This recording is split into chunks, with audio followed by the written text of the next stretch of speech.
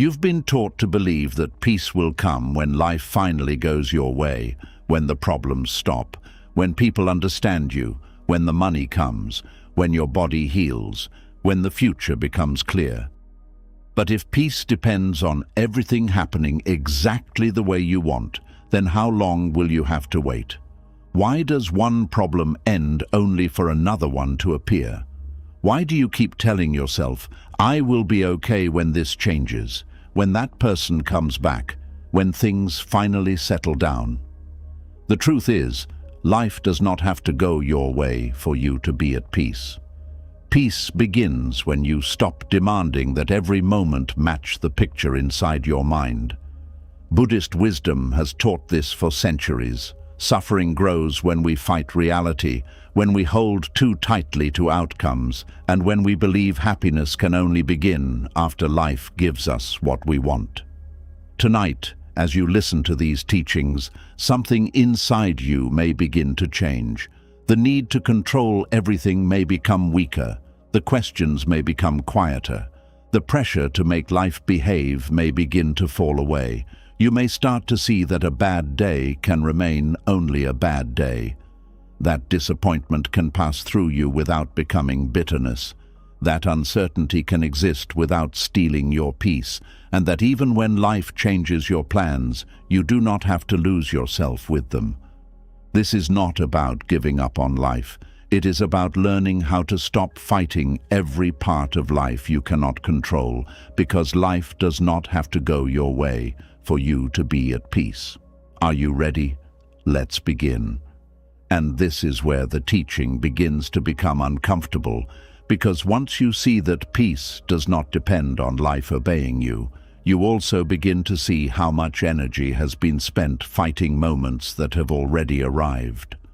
The mind says, this should not be happening. Reality says, but it is. And between those two sentences, suffering begins.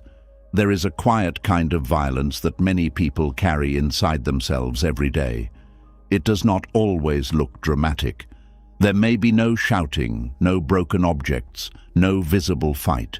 You may be sitting alone in a quiet room, lying awake at night, driving to work, washing dishes, or staring at your phone. Yet inside, something is fighting constantly. The mind is arguing with reality. It is saying, this should not have happened. They should not have treated me this way. I should be further ahead by now. My body should not feel like this. My children should understand me. My partner should be different. My life should have gone another way. These thoughts may sound reasonable, but when they are repeated again and again, they become a war against the present moment. And this war is exhausting because the present moment does not negotiate with us. What has happened has happened. What is here is here. The rain does not stop because we hate getting wet. A person does not become kinder because we believe they should be kind. The past does not return because we cannot accept how it ended. The body does not instantly heal because we are angry that it hurts. Reality does not change simply because the mind objects to it. Yet people can spend years arguing with what has already arrived. Buddhist wisdom begins with a simple but difficult truth. Suffering is not always created by the event itself. A large part of suffering comes from what the mind adds to the event. Pain may be real, loss may be real, betrayal may be real, disappointment may be real. But then the mind adds another layer. This should not be happening to me. I cannot accept this. Life has treated me unfairly. Everything is ruined. I will never be okay again. Now the original pain is carrying the weight of resistance. This does not mean that painful events do not matter. Buddhism does not ask you to become numb. It does not ask you to smile while your heart is breaking. It does not ask you to call injustice beautiful. It does not ask you to stay in harmful situations. Acceptance is not pretending that something does not hurt. Acceptance is simply seeing clearly that this is what is happening now. There is a huge difference between saying, I like this, and saying, "This is here."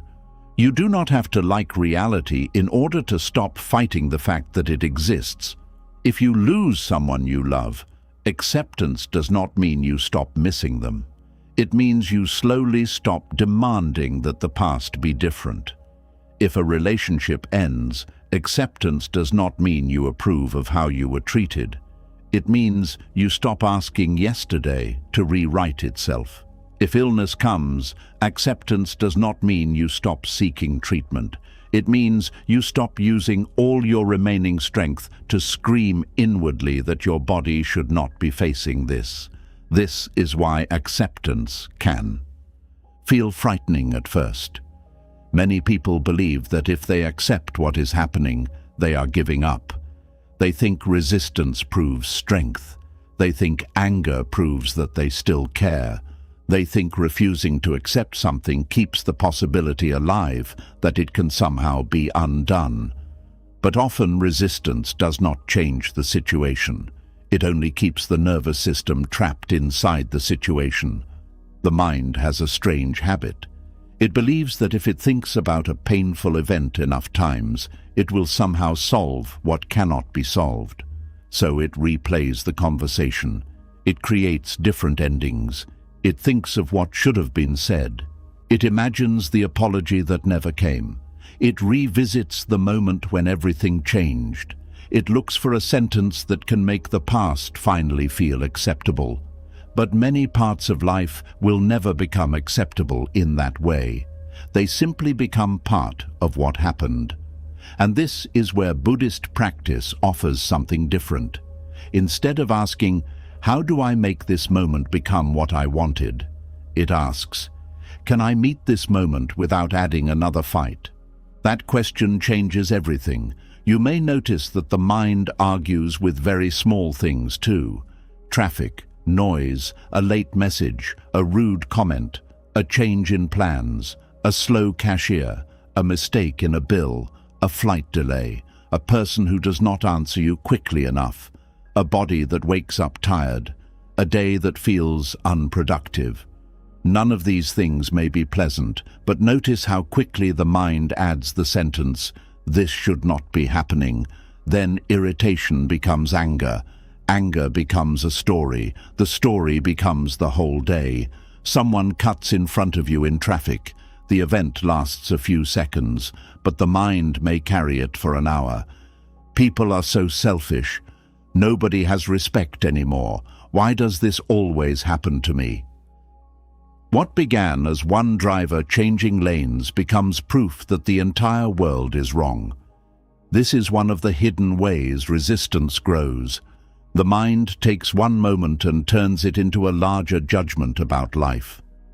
Buddhist awareness teaches you to separate what happened from what your mind is saying about what happened. This does not make you passive, it makes you clear. The event may be, the meeting was cancelled. The mind says, my whole day is ruined. The event may be, they did not reply. The mind says, they do not respect me. The event may be, I made a mistake. The mind says, I always fail. The event may be, my plan changed. The mind says, nothing ever works out for me. Can you see how quickly the mind moves from fact to suffering? This is why mindfulness is so important. Mindfulness is not just sitting quietly with your eyes closed. It is learning to notice the exact moment when reality ends and the argument begins. You can begin to hear the words inside your own mind. Should, must, always, never, unfair, impossible, ruined. These words often reveal where resistance is hiding. She should understand me. He should apologize. My children should call more. My life should look different by now. My body should not be aging. People should appreciate everything I do. There is deep suffering inside the word should when it is directed towards something you cannot control. Of course, preferences are natural. You can prefer kindness. You can prefer health.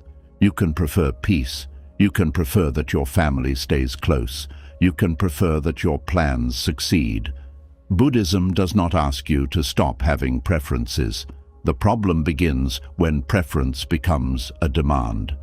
"I would like this" is very different from "this must happen or I cannot be at peace."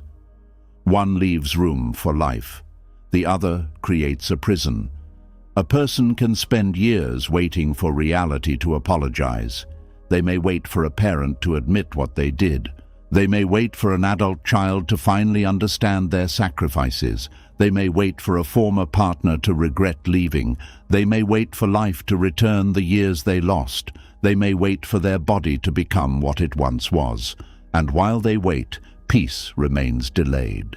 But reality may never give that apology. This is one of the hardest truths to accept. Closure does not always arrive from outside. Sometimes the door never closes neatly. Sometimes the explanation is incomplete. Sometimes the person who hurt you never understands what they did. Sometimes they understand and still do not care. Sometimes life changes without offering a reason that satisfies you. If peace depends on getting a perfect explanation, peace can be delayed forever. The Buddha taught that everything conditioned is impermanent. This means everything formed by causes and conditions changes. Bodies change, relationships change, moods change, wealth changes, health changes, reputation changes, roles change, families change, seasons change. Nothing that depends on conditions can remain exactly as it is. Resistance begins when we demand permanence from what was never permanent. Think about how much pain can come from trying to freeze a moment. A parent wants the family to remain close exactly as it was years ago. A person wants their body to remain young. Someone wants a friendship to feel exactly as it once did. A retiree wants to feel as needed as they felt during their career. A partner wants affection to remain in the same form forever. Life changes, but the mind keeps holding up an old picture and saying, "It should still look like this." Then every new moment is judged against an old one. This is not peace. This is comparison with memory. Acceptance means allowing life to move. It means letting today be today instead of forcing it to become yesterday. It means letting another person be who they are instead of who you hoped they would become. It means letting your current strength be your current strength. It means letting grief have its season. It means letting uncertainty exist without demanding immediate answers. There is dignity in this kind of acceptance. It is not weakness.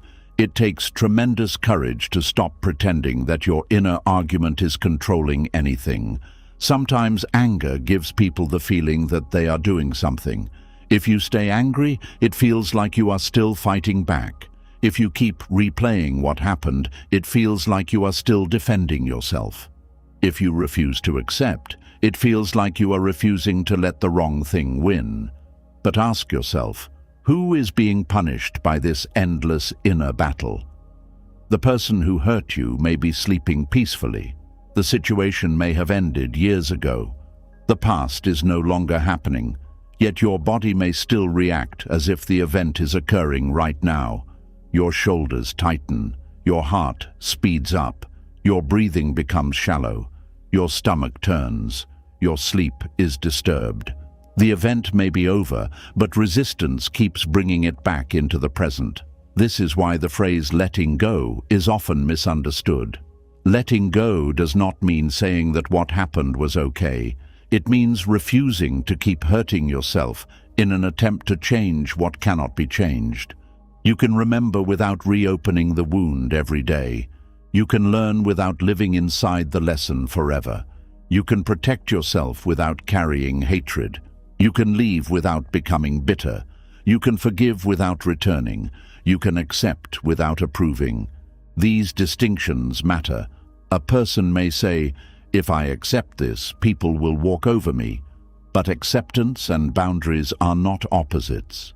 In fact, acceptance can help you create stronger boundaries because you are no longer confused about what is happening. If someone repeatedly lies to you, acceptance means seeing clearly, this person lies. Then you can respond wisely. Resistance says, they should not be this way. Maybe this time they will be different. I cannot believe they did it again. Acceptance says, this is the pattern. What action protects my peace? That is not surrender. That is intelligence. If someone is disrespectful, acceptance does not mean allowing disrespect. It means not wasting years trying to force them to become respectful before you give yourself permission to step away. If a workplace is unhealthy, acceptance does not mean staying forever. It means seeing the truth clearly enough to make a wise decision instead of denying what is happening. Buddhist acceptance is active clarity. It removes the emotional fog that comes from constant argument. The more clearly you see reality, the more wisely you can respond to it. This is another important difference. Reaction and response are not the same. Reaction comes from resistance. Something happens and the mind immediately says, no, this cannot be. Emotion rushes in. Words come out quickly. Decisions are made from anger, panic, fear, or wounded pride. Response begins with recognition. This is what is happening. I do not like it, but it is here. What is the wisest next step? That small pause is powerful. It may last only a few seconds, but in that pause, suffering can stop multiplying. You may not be able to choose what arrives, but you can often choose what you add to it. You cannot control whether someone misunderstands you, but you can choose whether you spend 3 days mentally arguing with them. You cannot control whether a plan fails, but you can choose whether failure becomes your identity. You cannot control aging, but you can choose whether every change in your body becomes proof that life is against you. You cannot control other people's moods, but you can choose whether their mood becomes your emotional weather. This is how peace becomes possible inside an imperfect life. Many people believe peace is fragile. They think peace exists only when the room is quiet, everyone is behaving, money is stable, health is good, and the future is clear. That is not peace. That is favorable conditions. If peace disappears whenever conditions change, it is still dependent. Buddhist practice points towards something deeper, a steadiness that can remain even when life is not arranged perfectly. This does not mean you never feel sadness, anger, fear, or disappointment. A peaceful person can cry. A peaceful person can grieve. A peaceful person can feel tired. A peaceful person can be deeply hurt. Peace does not mean the absence of emotion. It means emotion does not become an endless war with reality. You may feel grief and say, grief is here. You may feel fear and say, fear is here. You may feel disappointment and say, this is painful. There is something gentle about naming experience without turning it into an identity. Instead of, I am broken, you can notice, pain is moving through me. Instead of, my life is ruined, you can say, something I wanted did not happen. Instead of, nothing will ever be okay again, you can say, right now, I do not know what comes next. These small changes in language create space, and space is where wisdom enters. The mind often wants certainty before it relaxes. It says, tell me how this ends. Tell me everything will be okay. Tell me I will get what I want.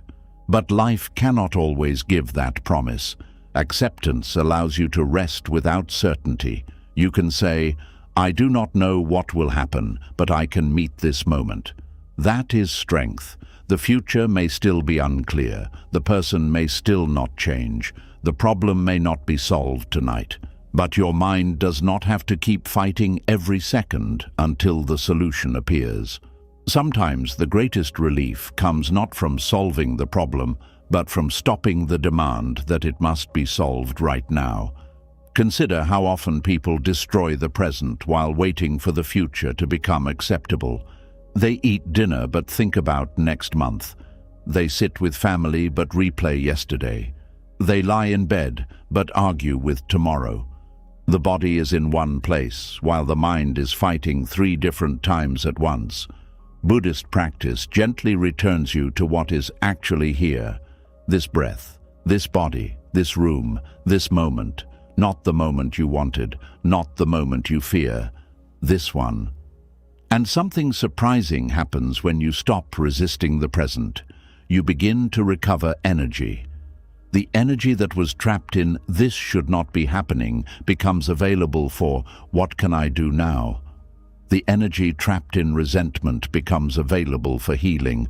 The energy trapped in regret becomes available for learning. The energy trapped in control becomes available for presence. The energy trapped in blame becomes available for choice.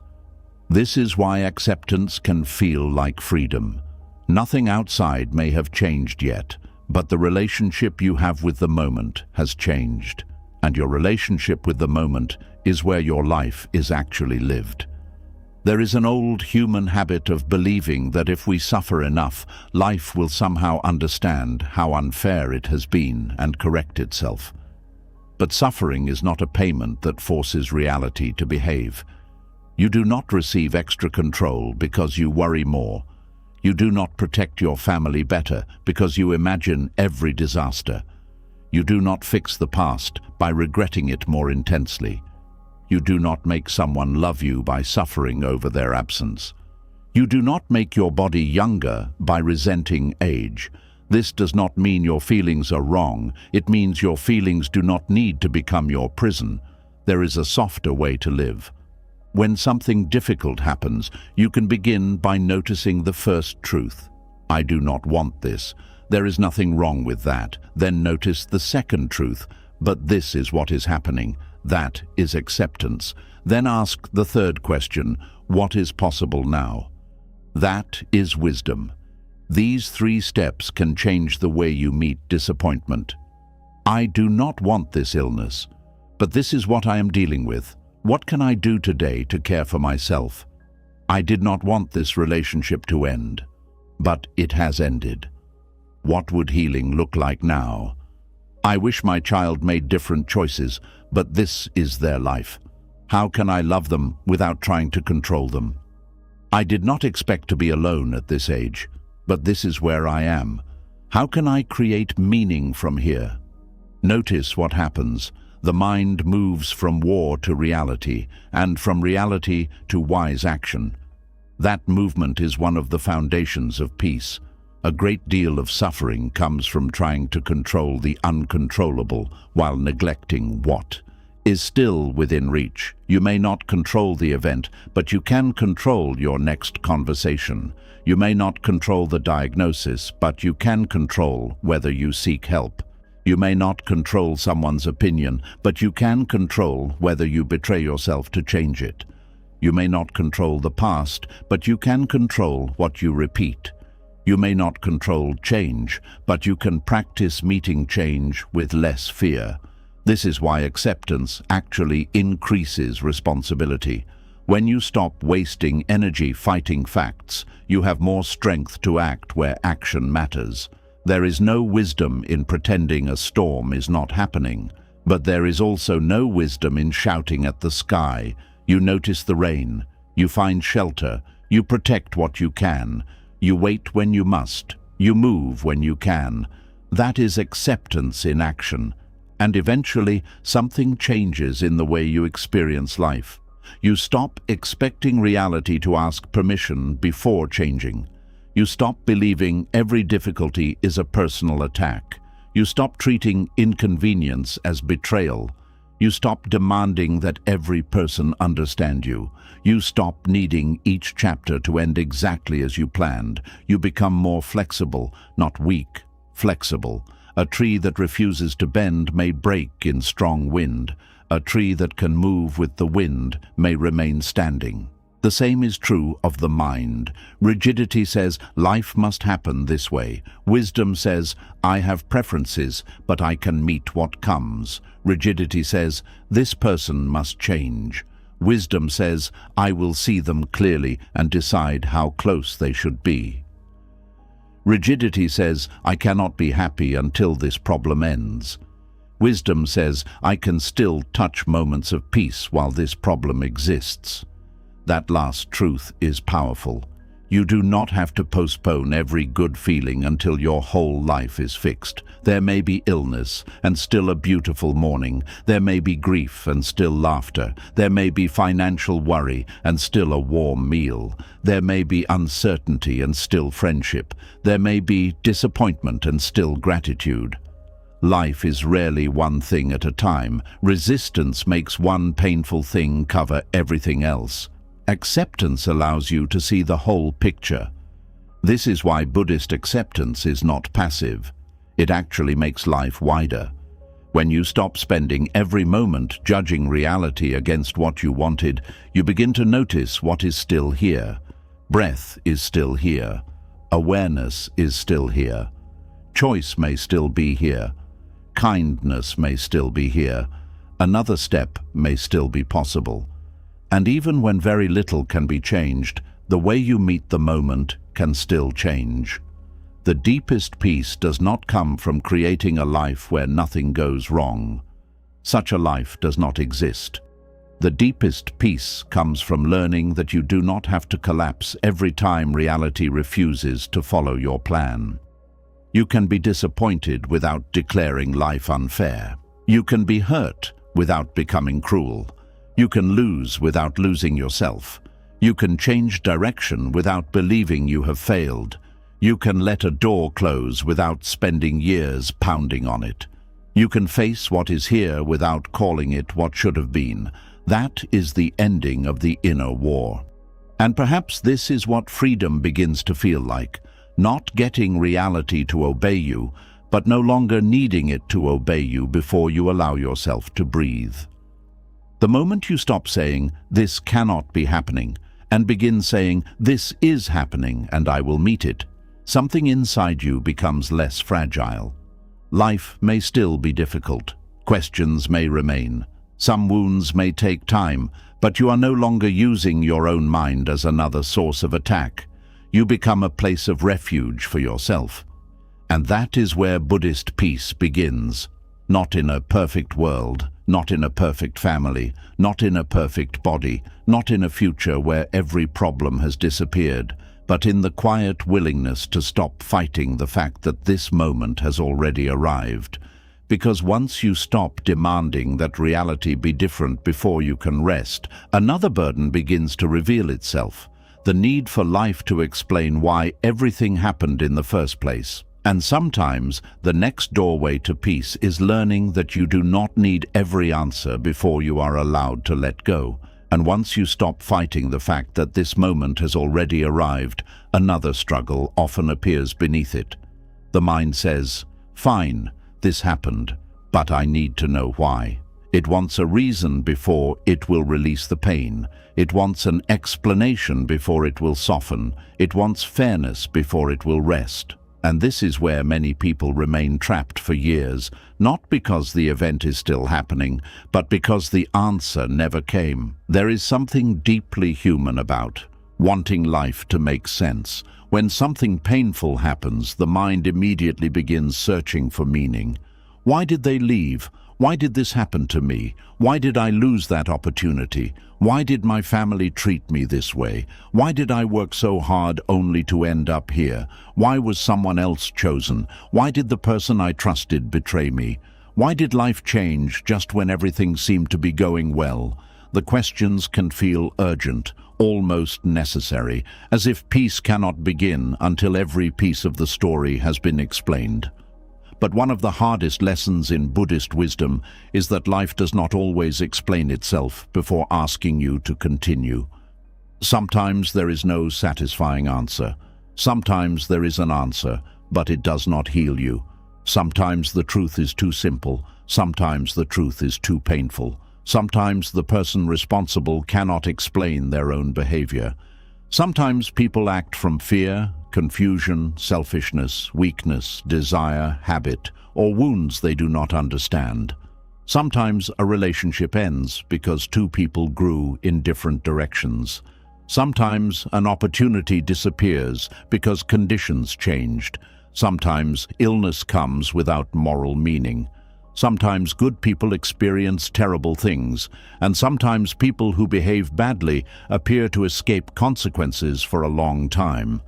Life is not a courtroom where every event is immediately followed by a clear judgment. Yet the mind wants a verdict. It wants someone to stand up and say, "Here is exactly why this happened. Here is who was wrong. Here is who was right. Here is what you were supposed to learn. Here is why you deserved better. Here is the reason your pain was necessary." When that verdict does not arrive, the mind keeps the case open. That is one reason people replay conversations from years ago. They are still collecting evidence. They remember the tone of voice, the final message, the strange behavior before the breakup, the words spoken at the hospital, the decision made at work, the silence from a friend. They return to small details because the mind believes there must be one missing piece that will suddenly make everything understandable. If I can just understand why, I can finally move on. But is that always true? There are people who received the explanation they begged for and still felt hurt afterward. Someone finally confessed why they cheated and the betrayal still hurt. A parent finally admitted their mistakes and the lost childhood did not return. An employer explained why another person received the promotion and disappointment still remained. A former partner finally gave closure and the heart still needed time. This reveals something important. Understanding and healing are not the same thing. An explanation can help. Truth can help. Honest communication can help. But the mind often gives explanations a power they do not actually possess. It believes that knowing why will erase what happened. It will not. Sometimes knowledge gives clarity, but clarity does not undo loss. You may understand exactly why a person left and still miss them. You may understand exactly why a business failed and still grieve what you built. You may understand exactly why your body changed and still feel sadness. You may understand exactly why your family became distant and still wish things were different. The belief that every pain needs a complete explanation before it can be released can quietly become another form of attachment. You are no longer attached only to the outcome you wanted. Now you are attached to the answer you believe you deserve. And because life often refuses to provide clean answers, suffering continues. Buddhist practice does not tell you to stop being curious. Curiosity is useful. Reflection is useful. Learning from experience is useful. If there is something to understand that can help you live more wisely, then understand it. But there is a difference between seeking wisdom and demanding certainty. Seeking wisdom asks, "What can this experience teach me?" Demanding certainty asks, "Why did this happen exactly this way, and why was I not protected from it?" The first question can open the mind. The second can become endless. Consider betrayal. Few experiences create a stronger need for explanation. When someone you trusted lies to you, abandons you, chooses someone else, hides something important, or breaks a promise, the mind becomes desperate to understand. Was any of it real? When did they change? What did I miss? Was I not enough? Did they ever love me? Why did they say one thing and do another? These questions are natural. They arise because betrayal damages not only trust in another person, but trust in your own understanding of reality. You thought you knew what was happening. Then, suddenly, you realize you did not. So the mind goes backward. It examines memories. It searches for signs. It rewrites old moments. That dinner felt strange. They became distant around that time. They said they were tired, but maybe that was a lie. They stopped calling as much. What is the mind trying to do? It is trying to make the past predictable, because if it can find the exact warning sign, maybe it can promise you that you will never be hurt like that again. But life rarely offers such perfect protection. You can become wiser, you can notice patterns, you can create boundaries, you can learn to trust slowly. but you cannot create a life where nobody will ever surprise you. The demand for complete explanation often hides a deeper demand for complete control. If I understand everything, I can prevent everything. But you cannot. This is where peace requires humility, not humiliation. Humility. Humility means accepting that the mind cannot know every cause behind every event. Think about how many conditions shape one human decision. Childhood experiences, personality, fear, insecurity, desire, fatigue, pressure, social influence, old habits, unconscious motives, changing priorities, misunderstandings, chance encounters, timing, health, money, environment. A single choice may arise from dozens of conditions interacting at once. Yet after someone hurts us, we often want one sentence. Tell me why. But maybe there is no one sentence. Sometimes people themselves do not know why they did what they did.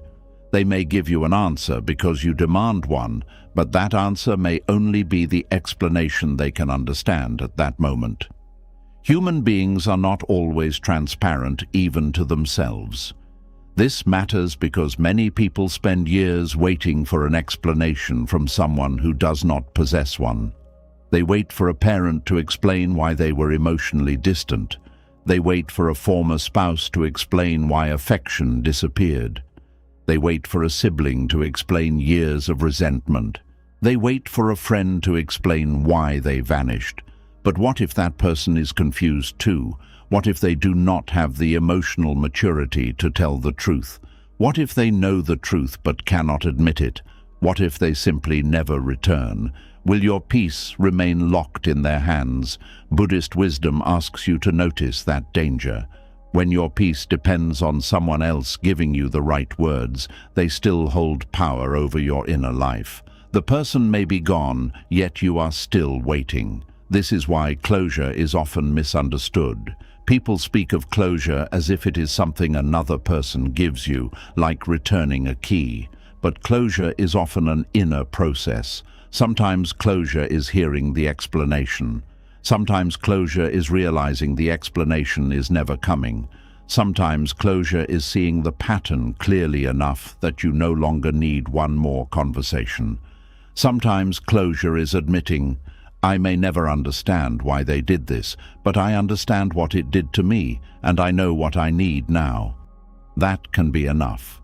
Not emotionally easy, but enough. There is peace in allowing a question to remain unanswered without allowing it to dominate your life. This is difficult because the mind dislikes unfinished stories. If a movie suddenly stopped before the ending, you would feel uncomfortable. If a book was missing its final chapter, you would want to know what happened. Human beings naturally seek completion, but life contains unfinished stories everywhere.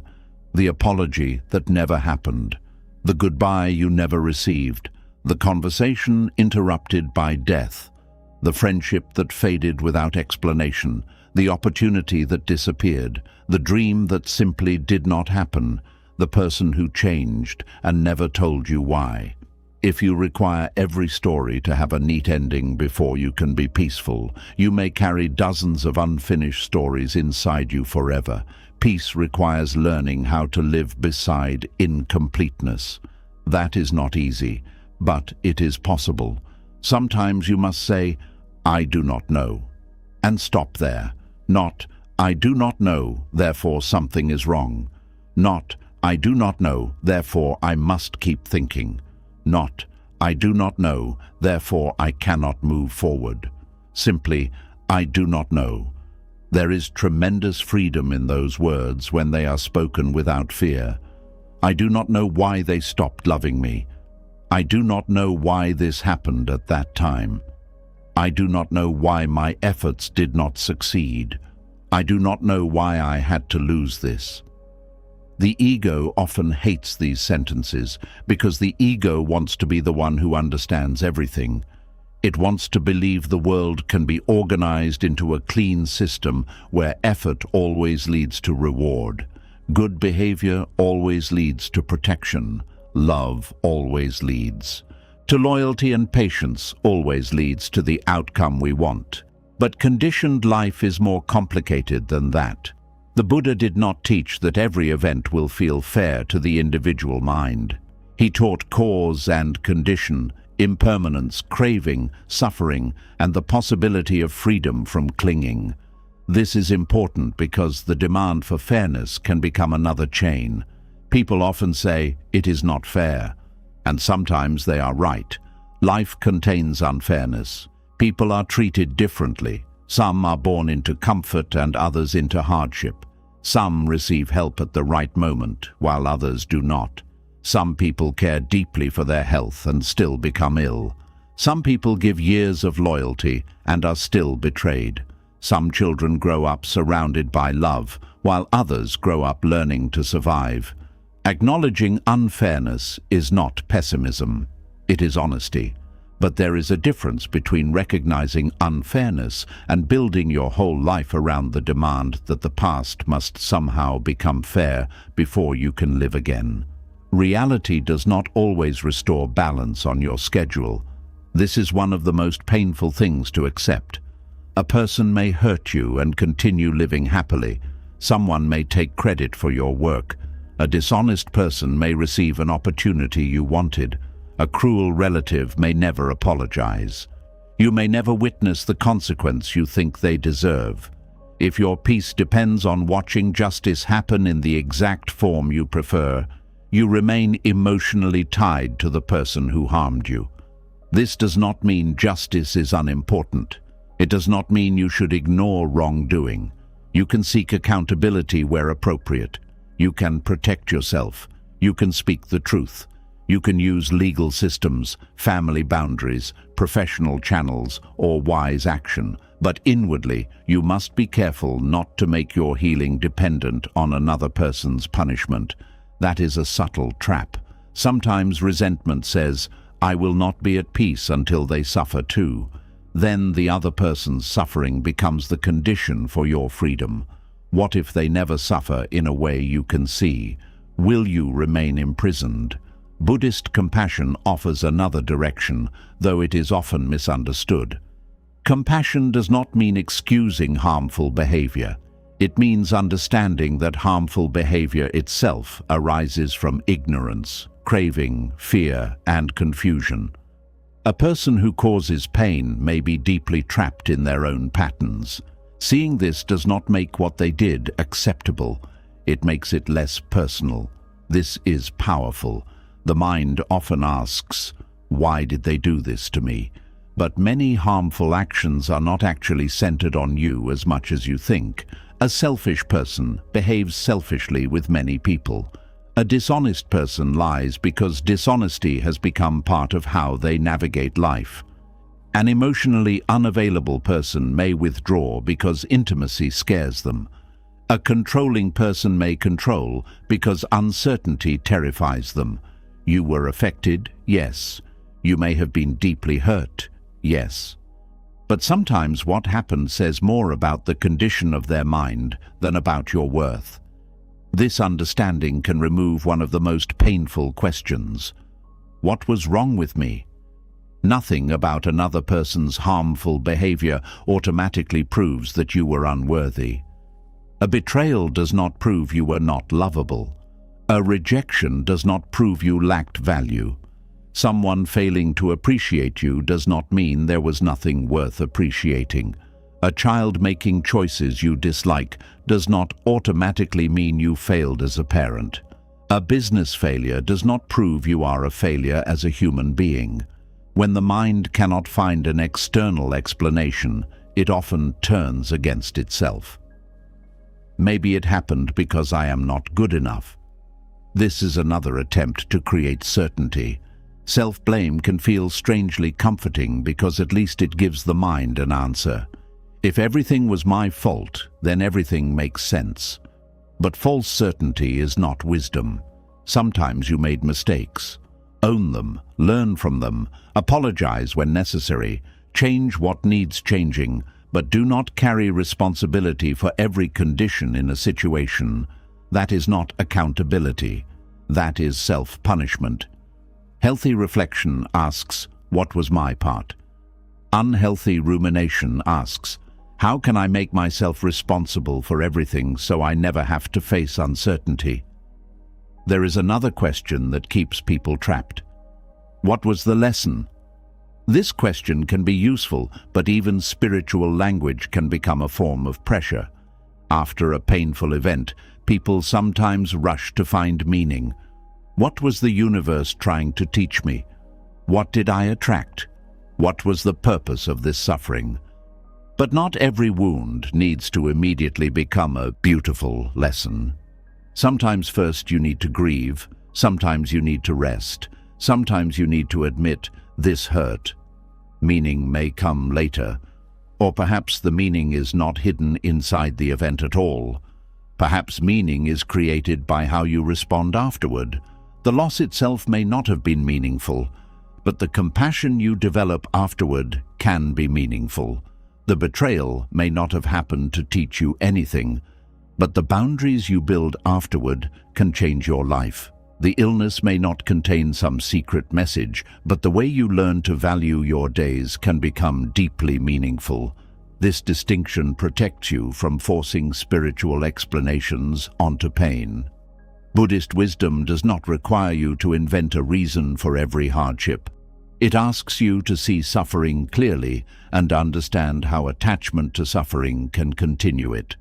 That is enough. Another reason the mind seeks explanations is because explanations can make pain feel less random. Randomness frightens us. If something painful can happen without a clear moral reason, then we must admit that life contains uncertainty. That is frightening. So the mind creates stories. Everything happens for a reason. Maybe sometimes that belief comforts you, but be careful.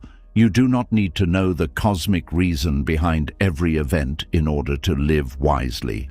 You can live from compassion without understanding every cause. You can make good choices without knowing what will happen. You can love people without being guaranteed they will stay. You can begin again without being certain you will succeed. You can find peace without receiving all the answers. This is one of the most mature forms of trust. Not trust that life will always go your way. Trust that you can meet life even when it does not explain itself. Consider delay. People often suffer greatly when something takes longer than expected. A job does not come. A relationship does not arrive. Healing is slower than hoped. A legal process drags on. A family issue remains unresolved. A financial problem takes years to improve. The mind asks, why is this taking so long? Then delay becomes personal. Maybe I am being punished. Maybe I am behind. Maybe life has forgotten me. But time itself does not carry these judgments. The flower does not insult the seed because it has not bloomed yet. Different conditions unfold at different speeds. Some things take longer because they involve many causes outside your control. Sometimes waiting has no deep meaning. It is simply waiting. If you turn every delay into a statement about your worth, you create suffering where uncertainty already exists. This is why comparison becomes dangerous. You see someone else receiving what you wanted. They marry sooner, they recover faster, they earn more, their children seem closer, their career grows, their prayers appear answered. Then the mind demands an explanation. Why them and not me? But you do not know the full conditions of their life. You see an outcome. You do not see every cause behind it. You also do not see the suffering they hide. Comparison takes one visible part of another person's life and uses it as evidence against your own. Buddhist wisdom encourages a different response. This is their path. This is my present condition. Not better, not worse, different. When you stop demanding that life explain why someone else received a different outcome, envy begins to lose its grip. You can return to your own life. There is also a deep peace in accepting that some questions become less important with time. Think about something that once consumed your thoughts years ago. At the time, you desperately wanted answers. Now perhaps the question barely matters. What changed? Maybe you never received the explanation. Life simply grew around the wound. New experiences came, new relationships formed, new responsibilities appeared. The question that once filled the whole sky became one small cloud. This teaches something important. Not every question needs to be answered. Some questions need to be outgrown. You do not outgrow them by forcing yourself to forget. You outgrow them by continuing to live. The mind slowly learns, I can survive without knowing. That is a powerful realization. There is a meditation hidden inside unanswered questions. When the mind says, why? Notice the discomfort that follows. Do not immediately run toward an answer. Feel what uncertainty is like in the body. Maybe there is tightness in the chest, maybe restlessness, maybe sadness, maybe fear. Stay with the feeling rather than building another story. Often the question is protecting you from the emotion beneath it. Why did they leave? Maybe hiding, I miss them. Why was I rejected? Maybe hiding, I feel ashamed. Why did this happen? Maybe hiding, I am scared. Why was life unfair? Maybe hiding, I am grieving what I lost. Questions live in the head. Healing often begins when you allow yourself to feel what the question has been covering. This does not mean thinking is bad. It means some pain cannot be solved through thinking alone. Grief is not an equation. Betrayal is not a puzzle. Loneliness is not a problem that disappears because you understand its history. Some experiences must be felt, cared for, and slowly integrated. The mind wants explanation because explanation feels cleaner than vulnerability. It may be easier to spend hours analyzing someone's motives than to admit they hurt me and I still wish they had chosen me. That sentence is simple and painful, but it may be closer to the truth. Buddhist practice invites this honesty, no performance, no complicated story, just what is here. This hurts. I wanted something different. I am disappointed. I do not know why. And I am still here. There is strength in that. Eventually, peace begins when you stop treating uncertainty as an emergency. You do not know everything. You never will. You do not know why every person entered your life. You do not know why every door closed. You do not know what would have happened if you had chosen differently. You do not know how long every season will last. You do not know exactly how others see you. You do not know what tomorrow will bring. This is not failure. This is the condition of being human. Wisdom is not knowing everything. Wisdom is knowing how to live when you do not know. That is a much deeper skill. A peaceful mind can say, I would like an answer, but I do not need one to continue. It can say, I wish this had been fair, but I will not spend the rest of my life demanding that yesterday change. It can say, I still have questions, but I will not make those questions my home. It can say, the story is incomplete, and I can still live a complete day. That is freedom. The unanswered question may remain in the background, but it no longer controls the foreground of your life. This is what letting go sometimes looks like. Not forgetting, not understanding, not approving, simply loosening the demand. There is a powerful difference between wanting an answer and needing an answer. Wanting leaves space. Needing creates captivity. You can want an apology without needing it to sleep at night. You can want clarity without needing it to respect yourself. You can want fairness without needing the universe to prove itself before you enjoy this morning.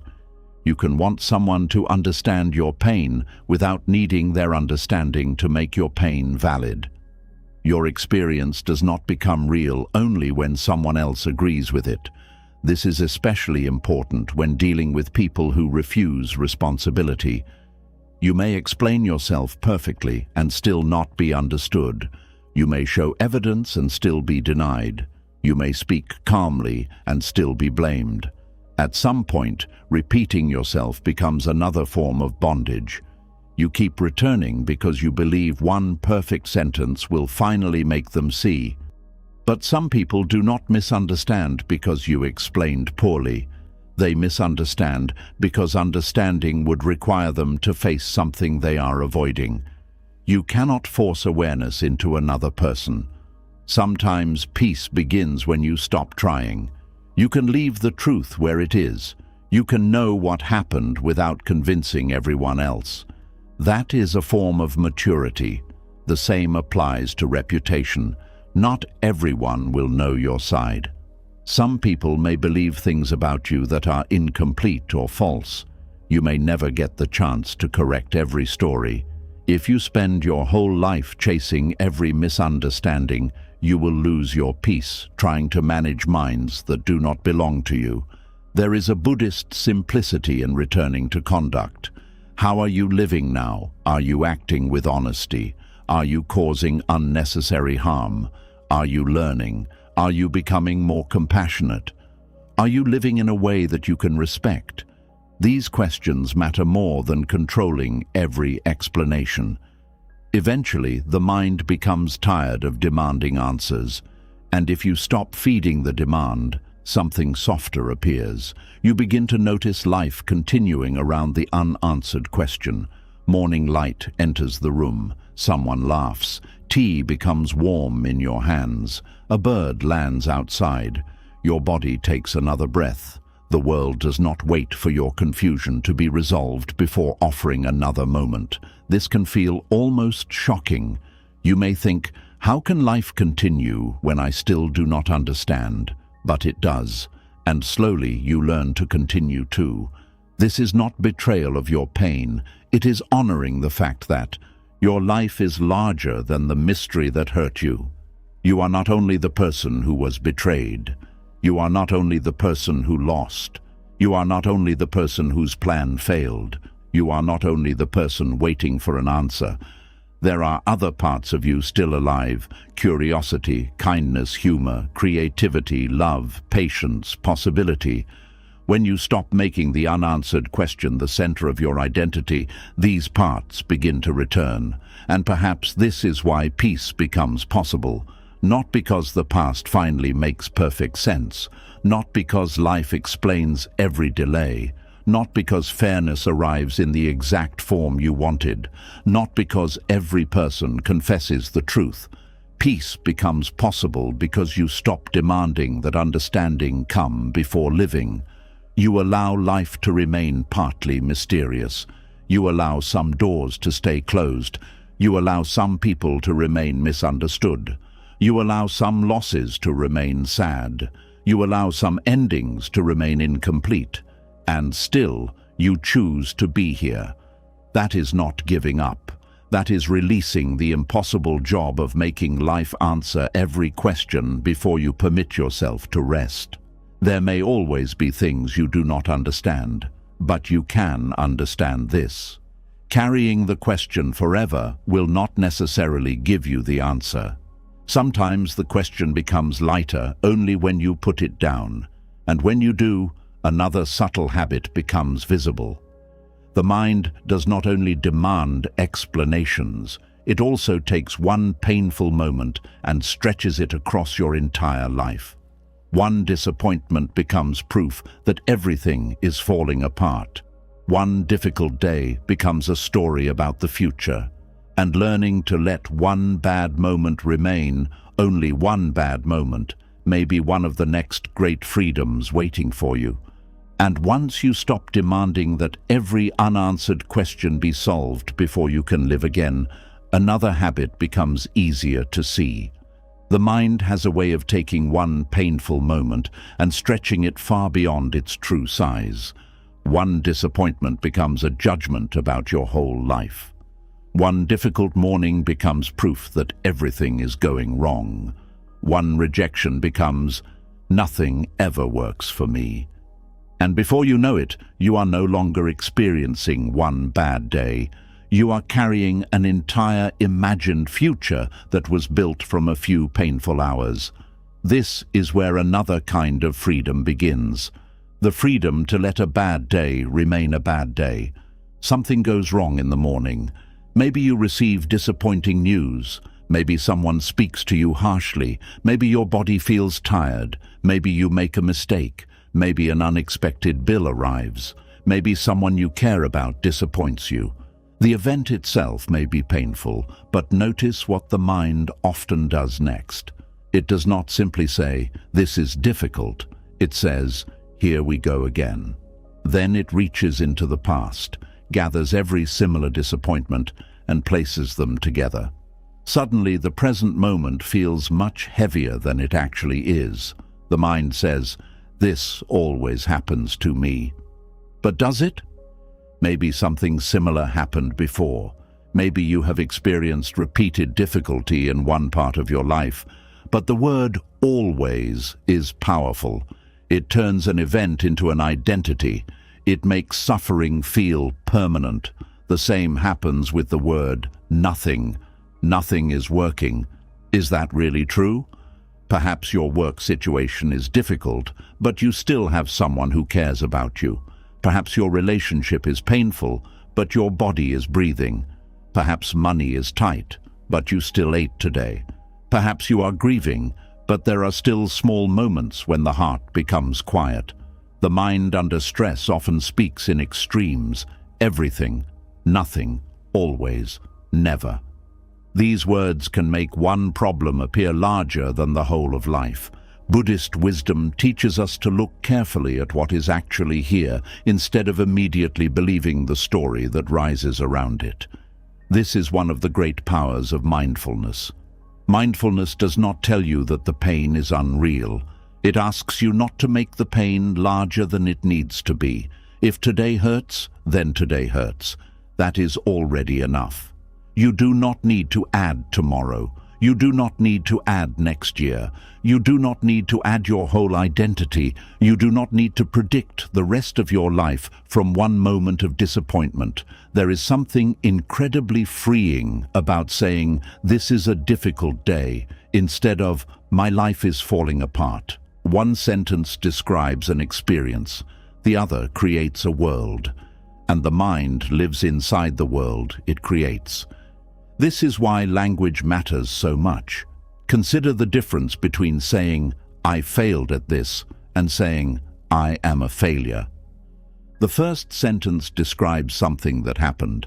The second sentence turns what happened into who you are. "I made a mistake" is different from "I ruin everything." "They rejected me" is different from "Nobody wants me." "This relationship ended" is different from "I will always be alone." "I am struggling financially right now" is different from "I will never be secure." These differences may seem small, but they shape the emotional world you live in. Buddhist teaching often points towards seeing experiences as experiences rather than turning them into a permanent self. Thoughts arise, feelings arise, conditions arise, then they change. A bad mood is not you. A painful memory is not you. A failure is not you. A difficult season is not you. They are experiences moving through awareness. This does not mean they are meaningless. It means they are not the whole story. One of the reasons people suffer so deeply is because the mind wants to make temporary experiences permanent. Sadness appears and the mind says, "I will always feel this way." Loneliness appears and the mind says, "I will always be alone." Fear appears and the mind says, "Something terrible is coming." Confusion appears and the mind says, "I will never figure this out." But look carefully at your own life. How many feelings once seemed permanent and eventually changed? There were days you thought you could not survive. You survived them. There were situations you thought would never improve. Some of them changed. There were people you thought you would never stop missing. Perhaps you still miss them, but the feeling is different now. There were fears that once controlled you. Some became smaller. There were problems that once filled your whole mind. Now you may barely think about them. This is impermanence. Nothing stays exactly the same. And while impermanence can frighten us when life is going well, it can comfort us when life is painful. The bad day changes too. The feeling changes too. The mind forgets this when it is hurting. Pain narrows attention. When something goes wrong, the mind begins searching for proof that the pain is part of a larger pattern. It remembers every similar event and ignores everything that does not fit the story. If someone disappoints you, you may suddenly remember every person who ever let you down. If you make a mistake, you may remember every embarrassing failure from years ago. If you feel lonely one evening, your mind may gather every memory of rejection and say, "See, this is who you are." This is how one moment becomes many. The present pain begins carrying old pain. Then the emotional weight becomes much larger than the current event. Buddhist awareness asks a simple question: what is happening now? Not 5 years ago, not what might happen next month, now. Maybe right now someone said something hurtful, that is what happened. Maybe right now you received a rejection, that is what happened. Maybe right now you are exhausted, that is what happened. The practice is learning to stay close to the truth without building an entire universe around it. This does not mean ignoring patterns. If the same problem keeps happening, wisdom means noticing it. If you repeatedly choose harmful relationships, examine that pattern. If you constantly overspend and feel financial pressure, change your habits. If you remain in situations where people mistreat you, strengthen your boundaries. But identifying a pattern is different from turning a pattern into destiny. A pattern says, this keeps happening, so something may need to change. Destiny says, this is who I am, and nothing will ever change. One creates responsibility, the other creates helplessness. That difference matters. Buddhist practice is not about pretending that everything will magically improve. It is about seeing each condition clearly enough that you do not add unnecessary hopelessness to it. You may have made the same mistake several times. That does not mean you are incapable of learning. You may have been hurt in several relationships. That does not mean love is impossible. You may have experienced many setbacks. That does not prove that every future effort will fail. The future has not happened yet people often suffer from futures that exist only in thought. One painful event appears, and the mind becomes a fortune teller. This is going to get worse. They are going to leave. I will lose everything. I will never recover. No one will help me. The body reacts to these predictions as if they are facts. The heart speeds up, the stomach tightens, sleep becomes difficult, the mind keeps rehearsing disasters, but none of those imagined events may be happening right now. You are suffering from tomorrow before tomorrow arrives. This is one of the hidden costs of turning a bad day into a bad future. You begin living inside possibilities instead of reality. Of course, planning is useful. If there is a real risk, prepare wisely. If money is running low, make a budget. If your health is changing, see a doctor. If your relationship is unstable, have an honest conversation. Practical action is valuable, but fear often goes far beyond practical action. It keeps thinking after there is nothing left to solve. It repeats the same prediction. It demands certainty. It creates scenes that have not occurred. This is where Buddhist mindfulness becomes very practical. You can ask, is this happening now, or am I predicting? That question can interrupt an entire chain of suffering. Maybe you are worried that someone will reject you, but right now, has that happened? Maybe you fear financial disaster. But right now, what is the actual situation? Maybe you fear your family will drift apart. But right now, what relationship is still available to care for? Returning to the present does not guarantee the future will be easy. It prevents the future from stealing today before it arrives. Another way people make a bad day larger is by attaching moral meaning to difficulty. Something goes wrong and they think, I must be doing something wrong with my life. But not every difficult day is a sign. Sometimes the car breaks down because machines break. Sometimes the weather ruins your plans because weather changes. Sometimes someone is rude because they are having their own difficult day. Sometimes your energy is low because the body gets tired. Sometimes a plan fails because the conditions were not right. Human beings are meaning-making creatures, but not every inconvenience carries a spiritual message. There can be relief in allowing ordinary difficulty to be ordinary. A bad day does not always mean you are on the wrong path. A disagreement does not always mean the relationship is doomed. A setback does not always mean you should quit. A moment of doubt does not always mean you made the wrong choice. A tired morning does not always mean something is deeply wrong.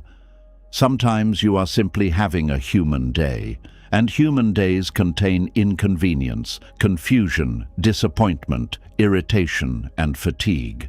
This is why emotional patience matters. People often make permanent decisions while experiencing temporary emotions.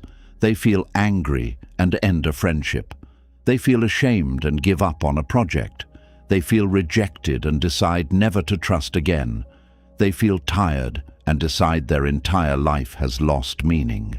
They feel discouraged and abandon something they have been building for years. But emotions change.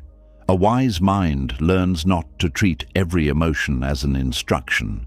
Feeling something deeply does not automatically mean you must act immediately. Sometimes the wisest response to a bad day is to wait, eat something, drink water, sleep, take a walk, sit quietly, breathe, let the mind settle, then look again. Problems often appear different after the nervous system has calmed. This is not avoidance. It is refusing to let a temporary storm make decisions for your whole life. There is a reason people say things at night that they would not say in the morning. There is a reason exhaustion can make small problems feel enormous. There is a reason hunger can turn irritation into anger. The mind is not separate from the body. When the body is overwhelmed, thoughts become darker. This is why Buddhist practice includes care for the body. Rest can be spiritual. Silence can be spiritual. Eating slowly can be spiritual. Walking can be spiritual. You do not need to solve every emotional problem through thinking. Sometimes the mind needs less thinking, not better thinking. One of the simplest practices is to give the day boundaries. You can say, "Today was painful," then stop. Do not say, "My whole life is painful." Do not say, "Tomorrow will be worse." Do not say, "I always end up here." Just say, "Today was painful." That sentence contains truth without exaggeration. And truth without exaggeration is calming. There is also freedom in letting a feeling be specific. Instead of, "I feel terrible," ask what is actually present. Are you disappointed, embarrassed, lonely, angry, afraid, tired, grieving, jealous? Once the feeling becomes specific, it becomes easier to hold. A vague sense that everything is wrong can feel unbearable. A clear feeling such as, "I am disappointed because this did not work out," is painful, but it has edges. You can work with something that has edges. This is one reason naming emotions can be powerful. It separates the feeling from the entire world. I am anxious becomes anxiety is here. I am angry becomes anger is here. I am sad becomes sadness is here. The wording creates a little space. You are not denying the emotion. You are remembering. That awareness is larger than the emotion. The emotion is happening within you. It is not the entirety of you. This is deeply connected to Buddhist insight. The mind is always changing. A thought appears, then another appears, a feeling rises, then it weakens, a sensation moves, then it disappears. If you watch carefully, even intense emotions are not solid. They come in waves. You may think you have been sad for 3 hours without interruption, but if you pay close attention, there may have been moments when the sadness softened. Maybe you noticed a sound. Maybe you answered a message. Maybe you drank tea. Maybe you looked outside. Maybe your attention shifted for a few seconds. The mind creates the story, "I have been sad all day," but actual experience is more fluid. This matters because when you believe suffering is solid, you feel trapped inside it. When you notice that it moves, you begin to trust change. You do not need to force the feeling away. You only need to stop telling yourself it will never move. This is also why a bad day can contain good moments without becoming dishonest. You can be grieving and enjoy a meal. You can be anxious and laugh at something funny. You can be disappointed and still appreciate the sunset. You can be lonely and still enjoy music. You can be worried and still feel grateful for a friend. People sometimes feel guilty when this happens. They think, if I am truly sad, I should not laugh. But emotions are not contracts. You do not have to remain miserable in order to prove that something mattered. A moment of joy does not disrespect your grief. A moment of rest does not mean your problem disappeared. Life can hold more than one feeling at once. This is another reason not to turn one painful event into a complete identity. Your life is always larger than the event. Even on a terrible day, there may still be one kind person, one quiet moment, one useful choice, one place where you are safe, one breath that does not hurt. Buddhist mindfulness trains the mind to notice what is actually present rather than what the story says should be present. This is not forced positivity. Forced positivity says, everything is wonderful. Mindfulness says, this part hurts and this other part is still okay. That is much more honest. A bad day can remain bad without becoming everything. There is also a danger in repeating your suffering too often. When something painful happens, talking can help. Sharing with someone wise can bring relief. But there is a difference between processing pain and rehearsing it. Processing moves, rehearsing circles. Processing asks, what am I feeling? What can I learn? What do I need? Rehearsing tells the same story again and again without changing anything. Each repetition can strengthen the identity built around the event. They did this to me. I was rejected. I was humiliated. I lost everything. The story becomes familiar. Then it becomes personal. Then it becomes who you are. Be careful with the stories you repeat about yourself. Your mind listens. If you repeatedly call yourself unlucky, you begin noticing only evidence of bad luck. If you repeatedly say, no one respects you, you become sensitive to every small sign of disrespect. If you repeatedly say nothing works, success may become invisible when it appears in small forms. The mind looks for evidence that supports the story it already believes. This does not mean you should lie to yourself. It means you should choose accurate language. Instead of, nothing ever works for me, say, this did not work. Instead of, everybody leaves, say, some relationships have ended. Instead of, I always make bad decisions, say, I have made decisions I regret. Accuracy reduces unnecessary suffering. Another hidden trap appears when people compare one difficult day with another person's best moment. You are sitting in your home feeling discouraged, and then you open social media. Someone is celebrating, someone is traveling, someone bought a house, someone looks happy with their family, someone received an award, someone seems healthy, and suddenly your bad day becomes evidence that your entire life is behind. But you are comparing your inner world with another person's selected moment. You do not see their fear. You do not see their arguments. You do not see their debt. You do not see their loneliness. You do not see the days when they also think everything is falling apart. Comparison can make temporary pain feel permanent because it adds shame. Now you are not only sad, you are sad and believe you should not be sad. You are not only struggling, you believe everyone else is doing better. This doubles the burden. Buddhist wisdom reminds you to return to your own path. What is happening here? What is needed here? What is one wise action available here? That is enough. You do not need to solve another person's life. You do not need to compete with their timeline. You only need to meet your own conditions honestly. This is especially important when you feel behind. A difficult season can make you believe you missed your chance. Perhaps you are older than you expected to be when starting again. Perhaps a relationship ended later in life. Perhaps you lost money. Perhaps your career changed. Perhaps illness interrupted your plans. The mind says, it is too late, but too late is often another prediction disguised as a fact.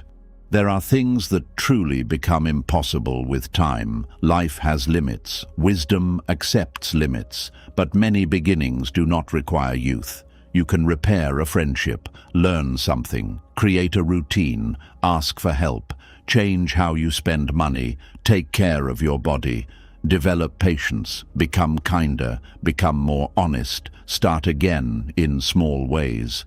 A bad season does not automatically cancel possibility. Buddhist practice does not promise that you will get everything you want. It teaches you not to imprison yourself inside what has already gone wrong. This is where self-compassion becomes important. When people have bad days, they often become cruel to themselves. You should be stronger. You should know better. You are too sensitive. Why are you still upset? But pain does not disappear because you insult yourself. If anything, self-attack adds another wound. A wiser response is gentler. This is difficult. I am tired. I need time. I made a mistake, but I can learn. I am hurting, and I do not need to punish myself for hurting. There is strength in this kind of gentleness. It prevents one painful event from becoming a reason to hate yourself. You may still need to take responsibility. Self-compassion is not avoiding responsibility. You can say, I behaved badly today, without saying, I am a terrible person. You can apologize. You can repair. You can change. But shame often freezes people. It says, you are bad. Wisdom says, that action caused harm. Learn from it. One creates identity, the other creates movement. That difference can determine whether a bad day becomes growth or becomes a life sentence. There is another practice that can help. End the day. This sounds simple, but many people never truly let the day end. They carry the morning into the afternoon. They carry the afternoon into dinner. They carry dinner into bed. Then they wake up still arguing with yesterday. A day ends physically, but not mentally. You can create a small ritual of release. Sit quietly. Take a few slow breaths. Recall the day without judging it. Notice what hurt. Notice what helped. Notice what you learned. Then say inwardly, this day is complete. You do not have to solve everything before sleeping. You do not have to understand everything. You do not have to forgive everyone tonight. You do not have to know tomorrow's answer. Let the day finish. Buddhist practice teaches that each moment is new because conditions are always changing. You wake up the next morning and the mind may try to reload yesterday immediately. Before your feet touch the floor, it remembers the problem. There it is again. But notice something. The memory is present. The event is not. This gives you a choice. You can begin feeding the story again, or you can first meet the new morning. Feel the floor, notice the breath. Open the window, drink water. Let this day introduce itself before yesterday tells you what it must become. This is one of the most practical forms of freedom. A new day does not guarantee a new life, but it gives you a new moment. That is enough to begin. People often wait for huge transformations. They want the whole problem gone. They want complete healing. They want certainty. But peace is often built in smaller units. one breath without the story, one meal without worrying about tomorrow, one walk without replaying the argument, one evening where you choose not to check the message again, one morning where you do not call yourself a failure. These moments may look small, but they teach the mind a new habit. They teach it pain can exist without taking over everything. Eventually, you begin to see that bad days do not need to become bad lives. They come, they hurt, they teach, they pass. Some leave scars, some change your direction, some reveal things you need to face, but none of them deserve automatic ownership of your entire future. This is where Buddhist impermanence becomes more than a philosophy. It becomes something you can lean on. When joy comes, appreciate it because it changes. When pain comes, do not despair because it changes. When success comes, do not build your identity completely around it because it changes. When failure comes, do not build your identity completely around that either because it changes. Everything moves. Your task is not to freeze the pleasant and destroy the unpleasant. Your task is to learn how to meet both without losing yourself. That creates a very different relationship with difficult days. Instead of asking, "How do I make sure I never feel this again?" you begin asking, "How can I move through this without making it larger?" Instead of saying, "Why is my life like this?" you say, "What does this moment need?" Instead of predicting the future, you return to the next wise step. Maybe the next wise step is rest. Maybe it is honesty. Maybe it is an apology. Maybe it is asking for help. Maybe it is doing nothing until your mind settles. Maybe it is simply going to bed and beginning again tomorrow. There is great wisdom in not making everything dramatic. The mind often believes drama makes an event important, but calm attention can be more powerful. This happened. It hurt. I will respond wisely. That can be enough. You do not need to turn every disappointment into a prophecy.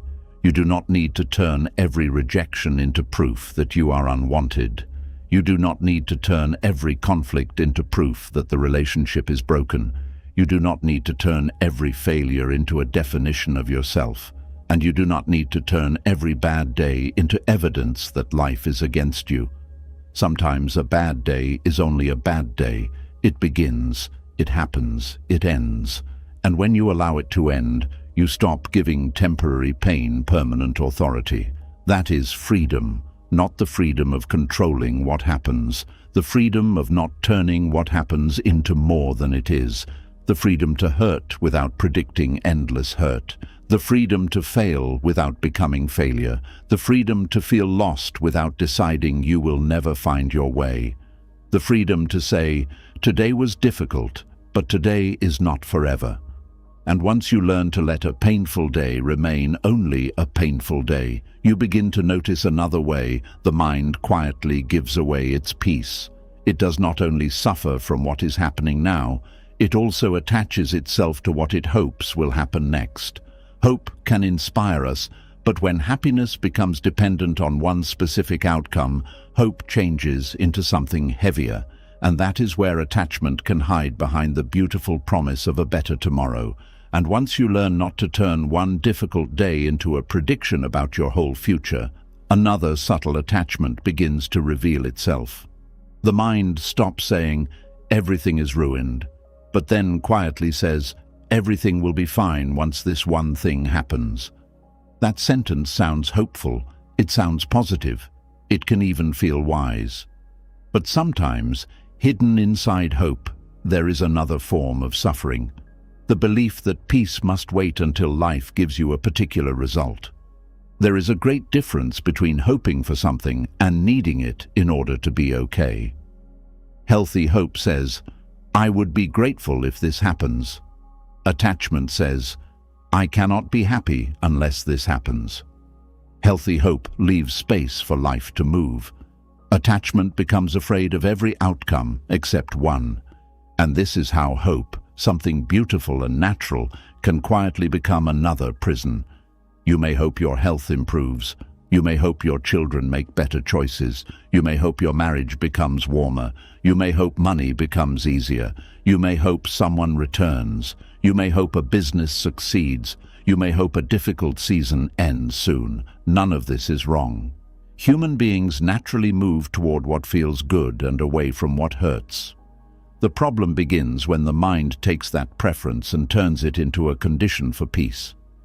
I will relax when the test results are good. I will be happy when my child changes. I will enjoy life when I have more money. I will feel complete when someone loves me. I will rest when work becomes less stressful. I will finally be at peace when this problem disappears.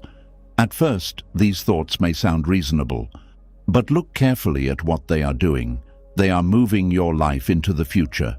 The present becomes a waiting room. You are not really living today because you are waiting for tomorrow to give you permission. This is one of the most common ways people miss their own lives. They are always almost ready to be happy, almost ready to relax, almost ready to appreciate what they have, almost ready to feel grateful, almost ready to enjoy the people around them. But first, something must change. Then that thing changes, and another condition appears. You finally get the money, but now you need more security. Your health improves, but now you fear becoming sick again. The relationship begins, but now you worry the person may leave. You get the job, but now you want the promotion. Your child solves one problem, but another one appears. This is the nature of attachment. It promises that satisfaction is one event away, but the event arrives, and the promise moves again. Buddhist wisdom speaks deeply about craving, because craving is not only wanting pleasure. Craving is the belief that something outside the present moment must be obtained, removed, controlled, or arranged before we can rest. This is why craving can hide inside very respectable desires. You may not crave luxury. You may crave certainty. You may not crave fame. You may crave approval from one person. You may not crave possessions. You may crave a particular future. And because these desires do not always look selfish, they can be difficult to recognize. A parent may say, "I only want my child to be happy." That sounds loving. But sometimes hidden underneath is, "I cannot be peaceful unless my child lives the life I believe is best." Now love has mixed with control. A partner may say, "I just want us to be close again." That is understandable. But underneath may be, "I cannot feel whole unless you become the person I need you to be." Now, affection has become dependence on another person's behavior. Someone struggling with illness may say, "I just want my old body back." That longing is deeply human. But if every good moment is rejected because the body is not what it once was, the desire for healing can become resistance to the life still available today. This is why Buddhist practice does not ask you to stop caring about outcomes. It asks you to hold outcomes differently. You can work towards something without making your inner peace depend entirely on whether it happens. That may sound impossible at first.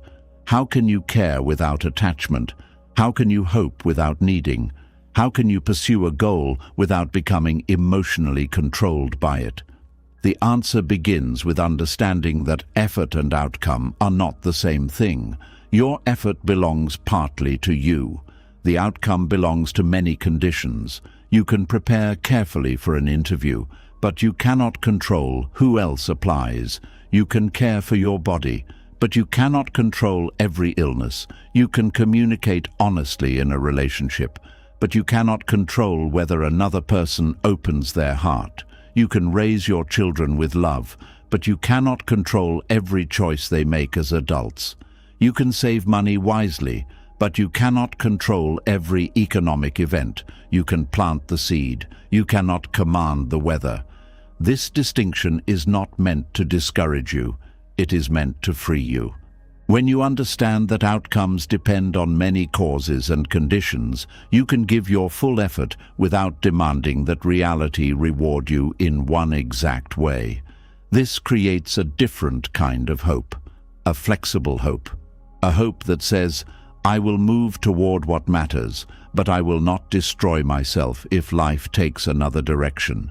That is much stronger than desperate hope. Desperate hope is afraid.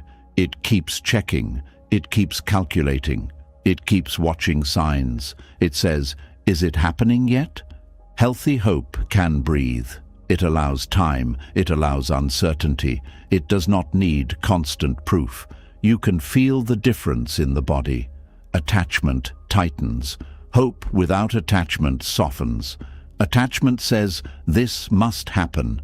Hope says, may this happen, and if it does not, I will still meet my life. This is a rare kind of strength because most people are taught to believe that caring deeply means holding tightly. But holding tightly can actually make us less capable of responding wisely. When you need one outcome too badly, you become afraid of information that threatens it. You may ignore warning signs in a relationship because you need the relationship to work. You may stay in a failing project because you need success to prove your worth. You may continue trying to change someone who has shown you repeatedly that they do not want to change. You may refuse a different opportunity because you are attached to the original plan. Attachment narrows perception. It says, only this door. Wisdom asks, what other doors are actually here? This is one reason people can remain emotionally stuck for years. They are not always stuck because there are no options. Sometimes they are stuck because they have decided that only one option counts. Only this person can make me happy. Only this career will prove I succeeded. Only this amount of money will make me secure. Only this apology will give me peace. Only this version of my family is acceptable. Only this body is worthy of love. Only this future means my life worked out. When the mind thinks this way, every alternative feels like failure. But life often gives us possibilities that look different from the original dream. Sometimes the relationship you hoped would last ends, and years later you understand yourself more deeply because of it. Sometimes the career path you wanted closes, and another path becomes meaningful. Sometimes your body changes, and you learn a slower way of living that reveals things speed never allowed you to notice. Sometimes children choose lives you would not have chosen for them, yet you learn how to love without ownership. Sometimes the future is not worse, it is simply different. Attachment cannot see this because attachment compares every new possibility to one preferred picture. If reality does not match the picture, attachment calls reality wrong. This is where suffering grows. There is another danger in postponing happiness until a specific outcome arrives. You begin treating the present as if it has no value on its own. You rush through meals because you are thinking about the goal. You stop enjoying small conversations because you are worried about what comes next. You overlook ordinary beauty because you are waiting for a bigger change. You tell yourself, I will enjoy life later. But later is always reached as another present moment. If you do not know how to live now, the future will not automatically teach you. This is why people can achieve what they wanted and still feel restless. They spent years training the mind to look ahead. Then the goal arrives, but the habit remains. The mind immediately searches for the next thing. This is one of the great Buddhist insights. External conditions change faster than desire learns to be satisfied. Desire keeps moving the finish line. You may think, if I had $10,000, I would relax. Then you reach it and think, maybe 20,000 would be safer. You may think, if I lose this weight, I will finally feel confident. Then your body changes and the mind finds another flaw. You may think, if this person chooses me, I will feel secure. Then they choose you, and the fear of losing them begins. The object changes. The habit of needing remains. This is why peace cannot be built only by improving circumstances. Circumstances matter. Money can solve real problems. Medical care can reduce real suffering. Healthy relationships matter. Safe housing matters. Good work matters. Buddhist teaching is not asking you to pretend conditions are irrelevant, but even good conditions cannot permanently satisfy a mind that has learned to postpone peace. At some point, the mind must learn another way. It must learn to appreciate without possessing, to care without controlling, to work without demanding, to love without turning another person into a source of emotional survival, to hope without making the future responsible for your entire happiness. One of the clearest places to see this is in relationships. A person may spend years waiting for someone to change. They say, "When he becomes more affectionate, I will be happy. When she stops criticizing me, I will relax. When my son becomes more responsible, I will feel at peace. When my daughter calls more often, I will feel loved. When my friend finally understands me, I will feel better."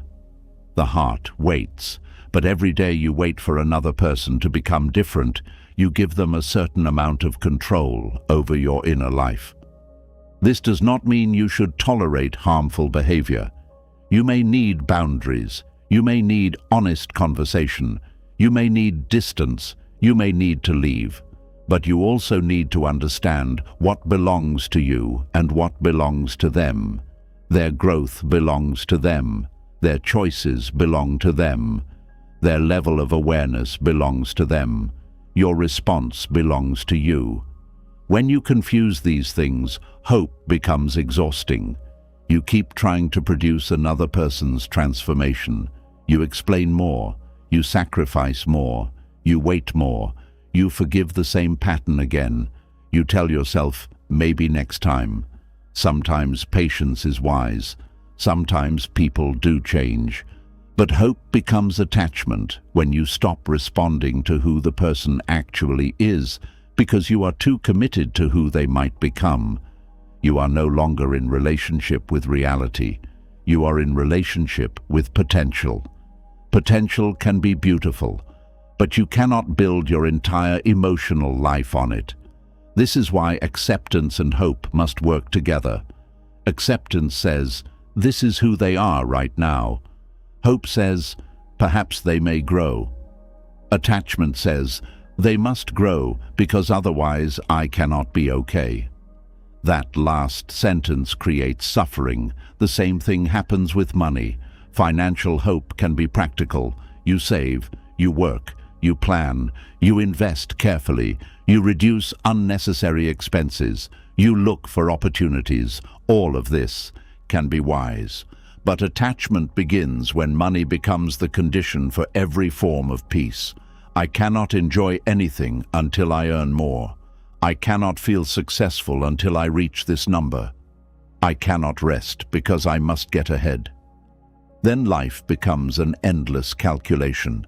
The danger is that enough keeps changing. There may never be a number that fully satisfies fear, because fear is not always asking for money. Sometimes fear is asking for certainty. And no amount of money can guarantee that nothing difficult will ever happen. Money can create options. It can create comfort. It can reduce certain stresses, but it cannot remove impermanence. This is why someone can become wealthy and still live with constant anxiety. They gained resources but did not release attachment.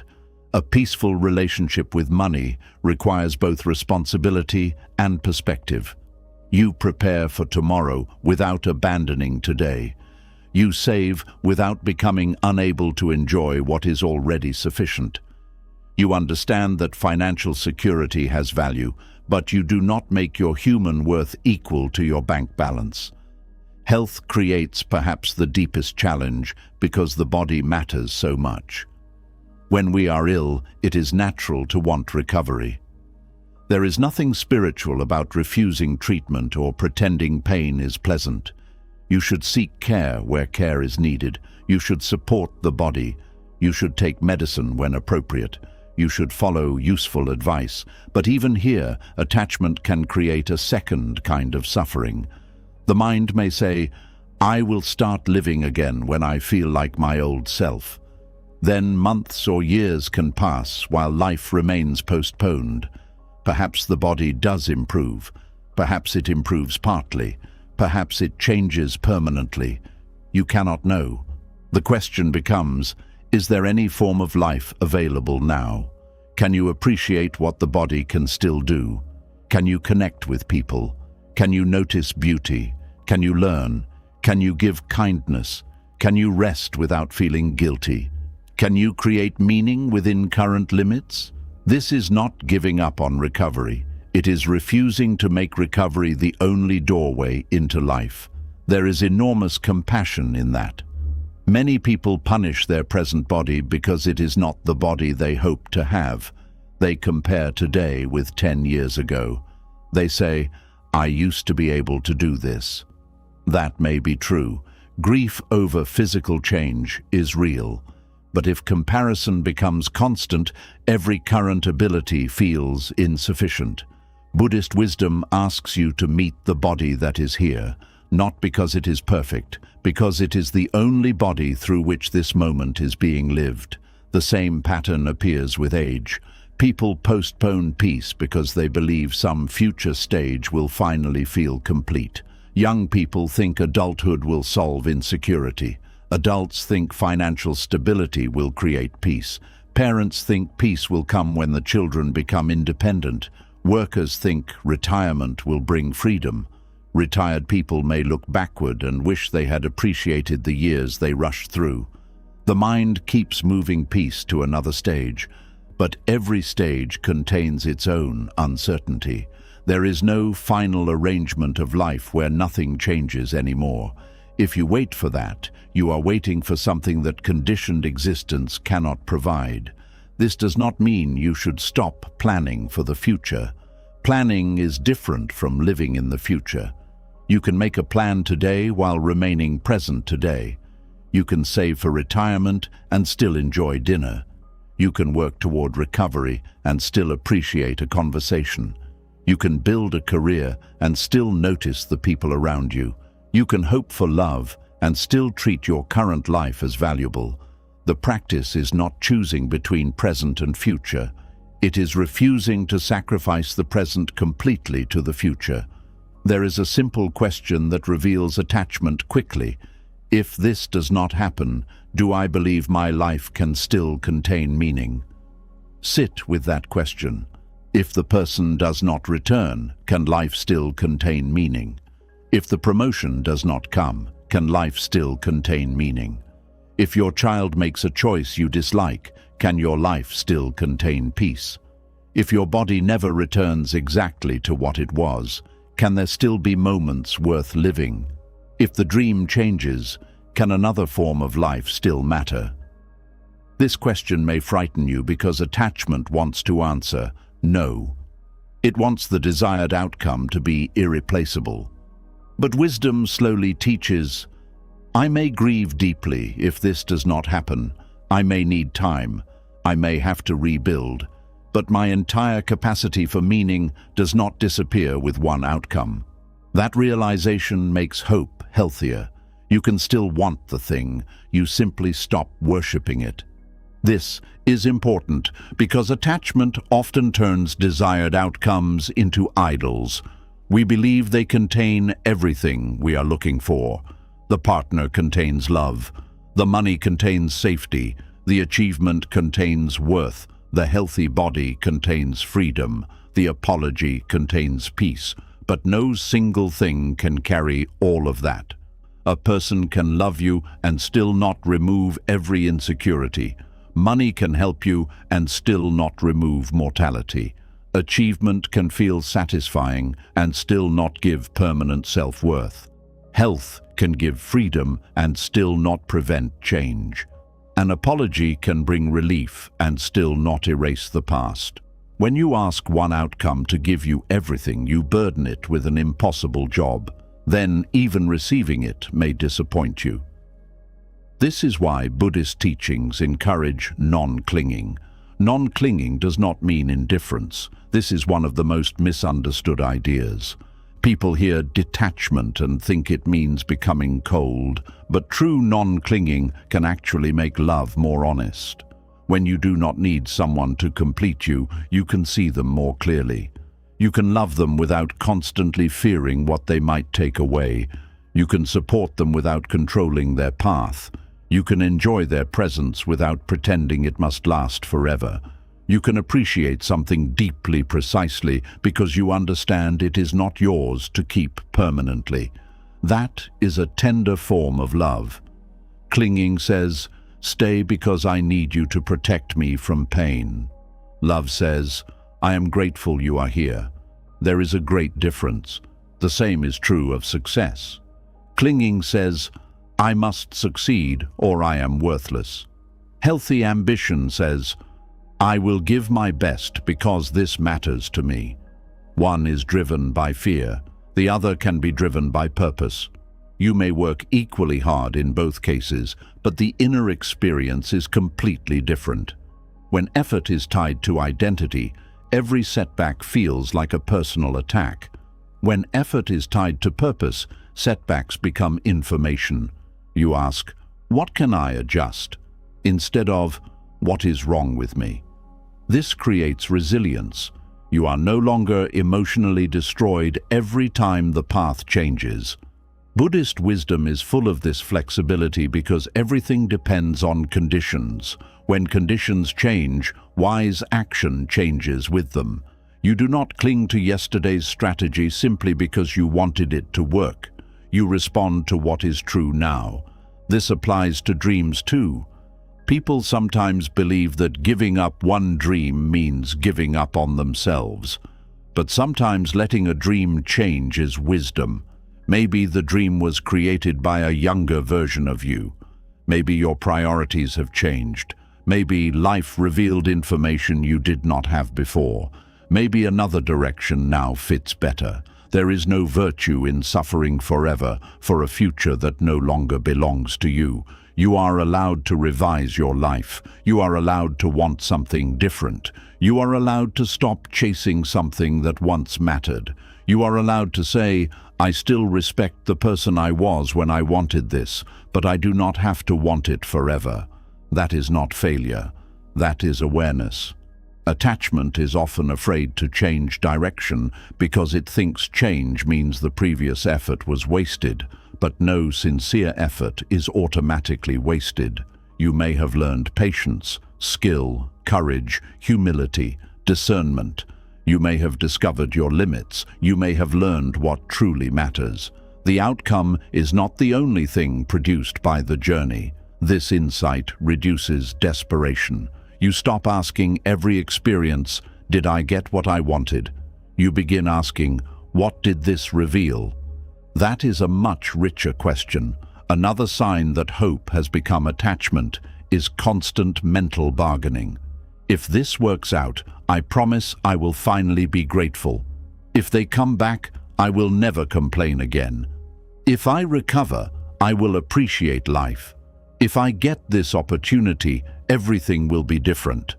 But why must gratitude wait? Why must presence wait? Why must kindness wait? If you know these qualities matter, practice them now. Do not use them as payment for a future result. This is one of the most powerful ways to loosen attachment. Begin living some part of the life you are postponing. If you think more money will allow you to feel generous, practice generosity in a small way now. If you think retirement will allow you to slow down, create 10 peaceful minutes today. If you think finding a partner will bring warmth into your life, create warmth in your friendships now. If you think better health will make you appreciate your body, appreciate one thing your body is doing today. If you think success will give you confidence, practice keeping one small promise to yourself now.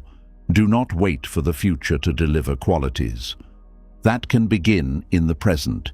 This does not solve every external problem, but it prevents your inner life from becoming entirely dependent on external change.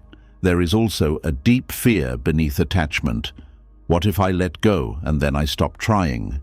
Many people believe anxiety is what keeps them responsible. They think worrying about money makes them save. Worrying about children makes them good parents. Worrying about health makes them careful. Worrying about the future makes them work hard. But concern and anxiety are not the same thing. You can care without tormenting yourself. You can prepare without rehearsing disaster. You can work hard without telling yourself that failure will destroy you. In fact, a calmer mind often acts more wisely because it sees more clearly. Attachment makes action frantic. Non-attachment can make action focused. You do what can be done, then you release what cannot be forced. That is not laziness, that is balance. Think of a farmer. The farmer prepares the soil, plants, waters, protects what can be protected, but the farmer cannot stand over the earth and command the seed to grow faster. There comes a point where effort must meet patience. The same is true in life. You send the application, then you wait. You have the conversation, then the other person chooses how to respond. You undergo treatment, then the body responds according to many conditions. You teach your child, then they grow into their own decisions. You do your part, then life does its part. Much suffering comes from refusing to recognize where your part ends. The mind continues pushing after pushing is no longer useful. This is when hope becomes strain. A useful practice is to ask yourself two questions. What can I influence here? And what must I allow? Perhaps you can influence your communication. You must allow the other person's response. You can influence your spending. You must allow economic uncertainty to exist. You can influence how you care for your health. You must allow the body to have limits. You can influence your preparation. You must allow the final result to depend on more than you. These questions place energy where it has power. That is one of the greatest gifts of non-attachment. You stop exhausting yourself trying to control what was never yours to command. Over time, something beautiful happens. You begin to experience peace before the outcome, not after, before. The problem may still exist. The future may still be uncertain. The person may still not have changed. The money may still be on its way. The body may still be healing. But peace appears in small spaces because you are no longer telling yourself that you are forbidden to feel it yet. This is a profound shift. You realize peace is not the reward at the end of a perfect story. It is a way of walking through an unfinished one. You can hope and breathe. You can work and rest. You can want and appreciate. You can grieve and still notice beauty. You can move toward tomorrow without rejecting today. This is what healthy hope looks like. It has open hands. It does not say, I do not care what happens. It says, I care deeply, but I refuse to make one outcome the owner of my inner life. And perhaps this is one of the deepest forms of trust available to us.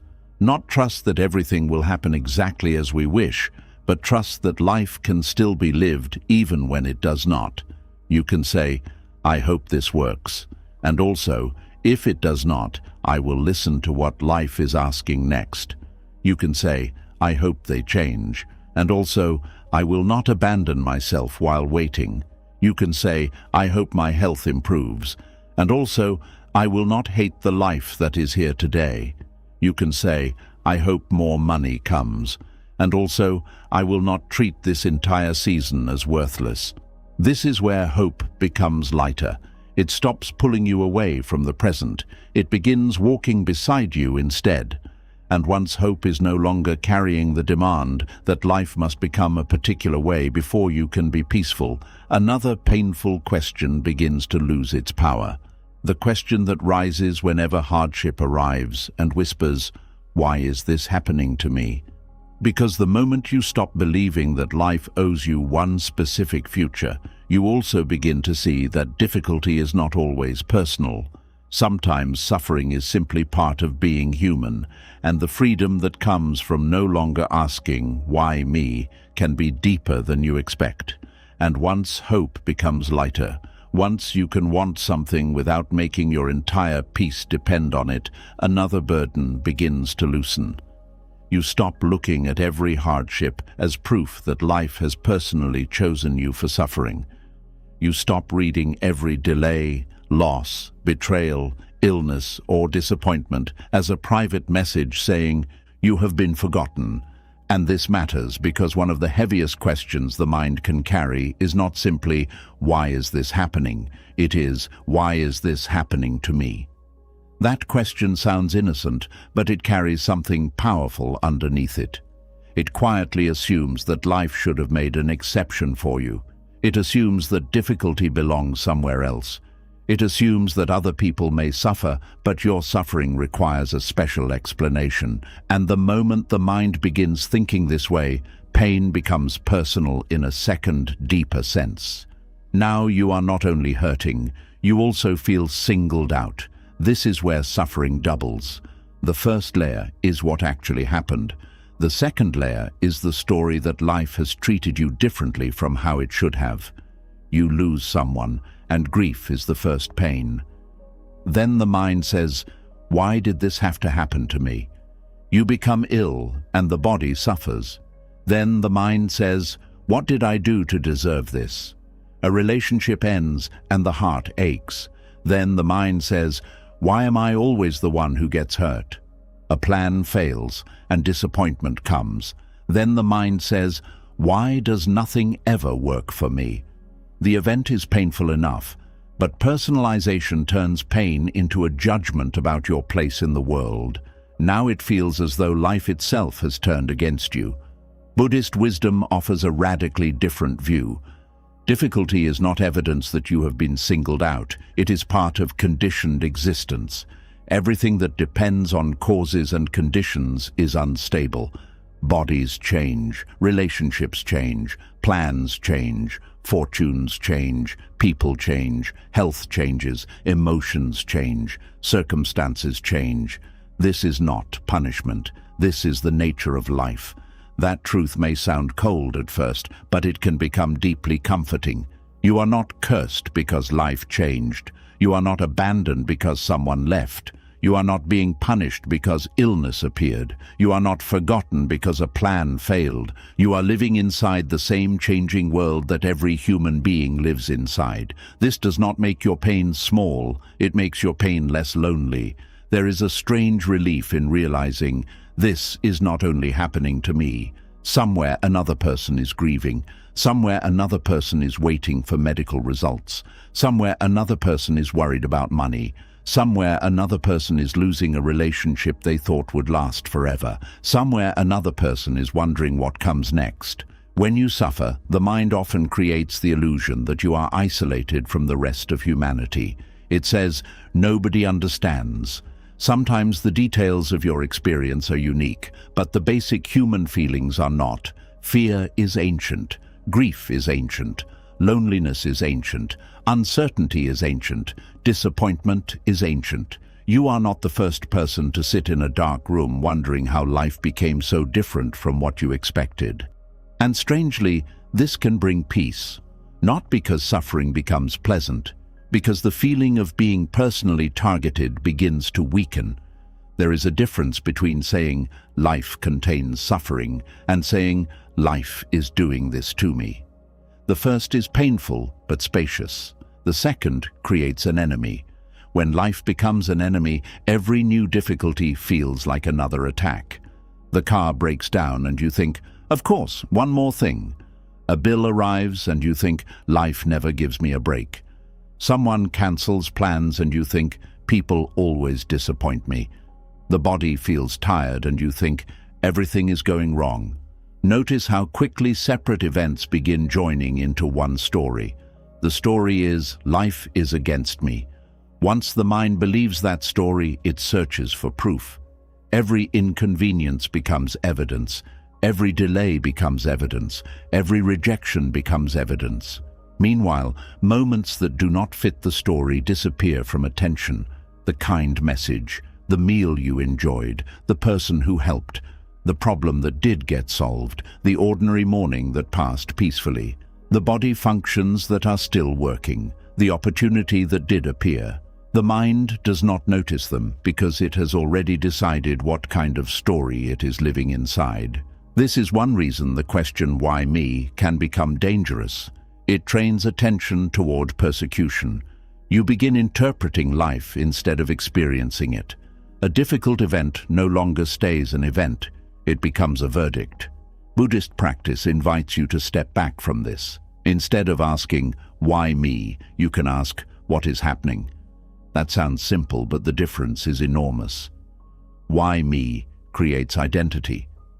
What is happening creates observation. Observation gives you room to respond. Identity makes you feel trapped. Suppose you lose a job. Why me may lead to shame, resentment, comparison, and helplessness. What is happening leads to facts. My income has changed. I need to reduce expenses. I need to look for work. I'm afraid. I need support. The situation is still difficult, but the mind is no longer turning it into a personal punishment. This is how Buddhist awareness reduces unnecessary suffering. It brings you back to what can actually be met. There is another question hidden inside "why me?" It is often, "Why not someone else?" People rarely say this directly because it sounds harsh, but emotionally, that is sometimes what the question means. We know illness exists. We know accidents happen. We know relationships end. We know people die. We know plans fail. But when one of these things reaches our own life, the mind reacts as if a rule has been broken. Not me. Not my family. Not now. This was supposed to happen somewhere else. This is one of the deepest illusions of ordinary life. We accept impermanence intellectually until it touches what we love. Then suddenly we want an exemption. Buddhist wisdom does not shame this reaction. It understands it. Attachment naturally makes us want to protect what matters. But wisdom asks us to see that no attachment can create immunity from change. This is why Buddhist teachings often bring attention to aging, sickness, separation, and death. Not to make people gloomy, but to free them from the shock of believing change should never touch them. If you remember that the body is fragile, illness is still difficult, but it does not feel like a betrayal of reality. If you remember that relationships are changing conditions, separation still hurts, but it does not feel like the universe broke a promise. If you remember that success depends on many conditions, failure still disappoints, but it does not automatically become proof that you are cursed. Understanding impermanence does not remove grief. It removes surprise from grief, and sometimes surprise is what makes pain feel unbearable. The mind says, "This was not supposed to happen." But according to what law? According to whose promise? Life never promised that everything we love would remain. It never promised that effort would always produce the result we wanted. It never promised that kind people would never be hurt. It never promised that good health would remain forever. We often create these promises ourselves. Then, when reality does not keep them, we feel betrayed. This can be difficult to hear, but it can also be liberating. If life never made the promise, then perhaps life has not broken one. Perhaps what broke was an expectation, and an expectation can be examined. This is not about becoming cynical. It is not about expecting disaster. It is about replacing fantasy with tenderness. You love people knowing they are changing. You care for your body knowing it is temporary. You work toward goals knowing outcomes are uncertain. You enjoy good seasons knowing they will shift. This awareness can make life more precious, not less. If everything lasted forever, we might never learn to appreciate anything. Impermanence gives value to presence. The person is here now. The body can walk today. The conversation is happening now. The sunlight is entering this room now. The moment matters because it will not remain exactly this way forever.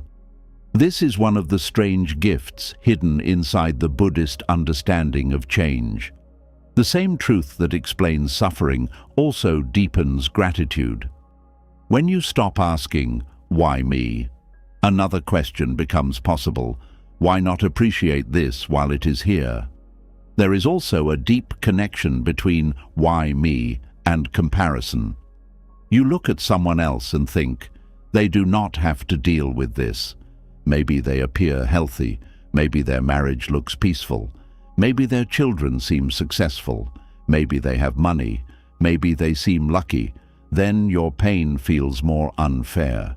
But comparison gives you incomplete information. You see the visible condition. You do not see the full life. A person can have money and be deeply lonely. A healthy-looking person can live with fear.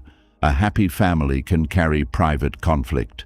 A successful person can feel empty. A cheerful person can be grieving something they never talk about. This does not mean everyone is secretly miserable. It means you cannot measure fairness by looking at one visible part of another person's life. You do not know the complete burden someone carries. Buddhist wisdom does not encourage us to compare suffering. It encourages compassion. Instead of saying, "Why do they have it easier?" you can remember, they too are vulnerable to change. This creates connection instead of envy. Everyone you admire will experience loss. Everyone you envy will age. Everyone who seems powerful will face limits. Everyone who appears protected is still human. This is not comforting because others will suffer. It is comforting because you realize no one is outside the human condition. You are not standing alone under a different sky. There is one sky. There is one fragile human condition. This understanding softens the ego. The ego likes to make every event about itself. When something good happens, it says, "I deserve this." When something bad happens, it says, "Why is this happening to me?" In both cases, the ego places itself at the center of reality. But many events are not centered on you. A storm does not know your name. An economic downturn is not judging your character. Another person's fear may not be about your worth. A disease does not choose people according to moral value. This can be relieving. Not everything that hurts you is about you. A person may be distant because they are overwhelmed. Someone may forget something because they are distracted. A job may disappear because an organization changed. An opportunity may close because conditions shifted. The mind often creates personal meaning where there may be none. This is especially important in relationships. Someone does not respond quickly, and the mind says, they do not care. Someone seems distracted, and you think, I must have done something wrong. Someone changes plans, and you think, I am not important. Personalization turns other people's inner worlds into judgments about you. But people are carrying their own conditions. Their behavior may affect you, it may even hurt you, but it does not always define you. This distinction protects your peace. There is another painful form of personalization that appears after loss. People ask, what did I do wrong? Sometimes reflection is useful. Maybe there are mistakes to learn from. Maybe you ignored signs. Maybe you contributed to conflict. Wisdom takes responsibility where responsibility is real. But the mind can go too far. It starts believing that if something painful happened, somebody must be guilty. And if no obvious person is available, you may make yourself guilty. This can happen after illness. Maybe I caused this. After a relationship ends. Maybe I was not enough. After a child struggles. Maybe I failed as a parent. After financial hardship. Maybe I ruined everything. Sometimes there are real choices to examine. But life is not a simple machine where every painful outcome proves personal failure. Many conditions interact. You cannot control all of them. Buddhist teaching on dependent arising points toward this complexity. Things happen because conditions come together. One event may depend on dozens of causes. This means you can be responsible for part of a situation without being responsible for the whole thing. That is an important distinction. You can learn without condemning yourself. You can change without hating who you were. You can say, "I contributed to this," without saying, "Everything was my fault." This creates mature responsibility. Self-blame often feels like responsibility, but it can actually be another attempt at control. If everything is your fault, then maybe everything could have been prevented. And if everything could have been prevented, then maybe the world is still controllable. Sometimes accepting that you did not have full control is more frightening than blaming yourself. But it is also more truthful. There are things you could not have known, things you could not have stopped, people you could not have changed, conditions you did not create. This is where compassion for yourself becomes essential. You are a participant in life, not the controller of life. Another layer of why me comes from moral expectation. I am a good person. Why did this happen? This is understandable. We naturally want goodness to protect us. We want kindness to create safety. We want honesty to guarantee fair treatment. We want effort to guarantee reward. But goodness is not a shield against impermanence. A kind person can become ill. An honest person can be betrayed. A generous person can lose money. A loving parent can have a struggling child. A careful driver can still be hit by someone careless. This does not make goodness pointless.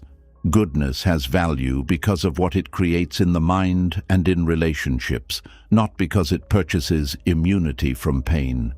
If you are kind only because you believe kindness guarantees an easy life, your kindness becomes a transaction. I behaved well, so life owes me protection. But Buddhist ethics does not work that way. Ethical living is valuable because greed, hatred, deception, and cruelty create suffering. Compassion, honesty, generosity, and wisdom create different conditions, but no wise teacher promises that virtue means nothing painful will ever happen. This matters because spiritual people can become bitter when hardship arrives. They say, "I prayed, I meditated, I helped people, I tried to do the right thing. Why did this happen?" The hidden belief is, "My goodness should have made me exempt." When that belief breaks, faith can break with it. A more mature spiritual understanding says, "My practice does not make me untouchable. My practice teaches me how to meet what touches me." That is a much deeper purpose. Meditation cannot guarantee that no one you love will die. It can help you meet grief with awareness. Compassion cannot guarantee that nobody will betray you. It can help you avoid becoming consumed by hatred afterward. Wisdom cannot guarantee that your plans will succeed. It can help you adapt when they do not.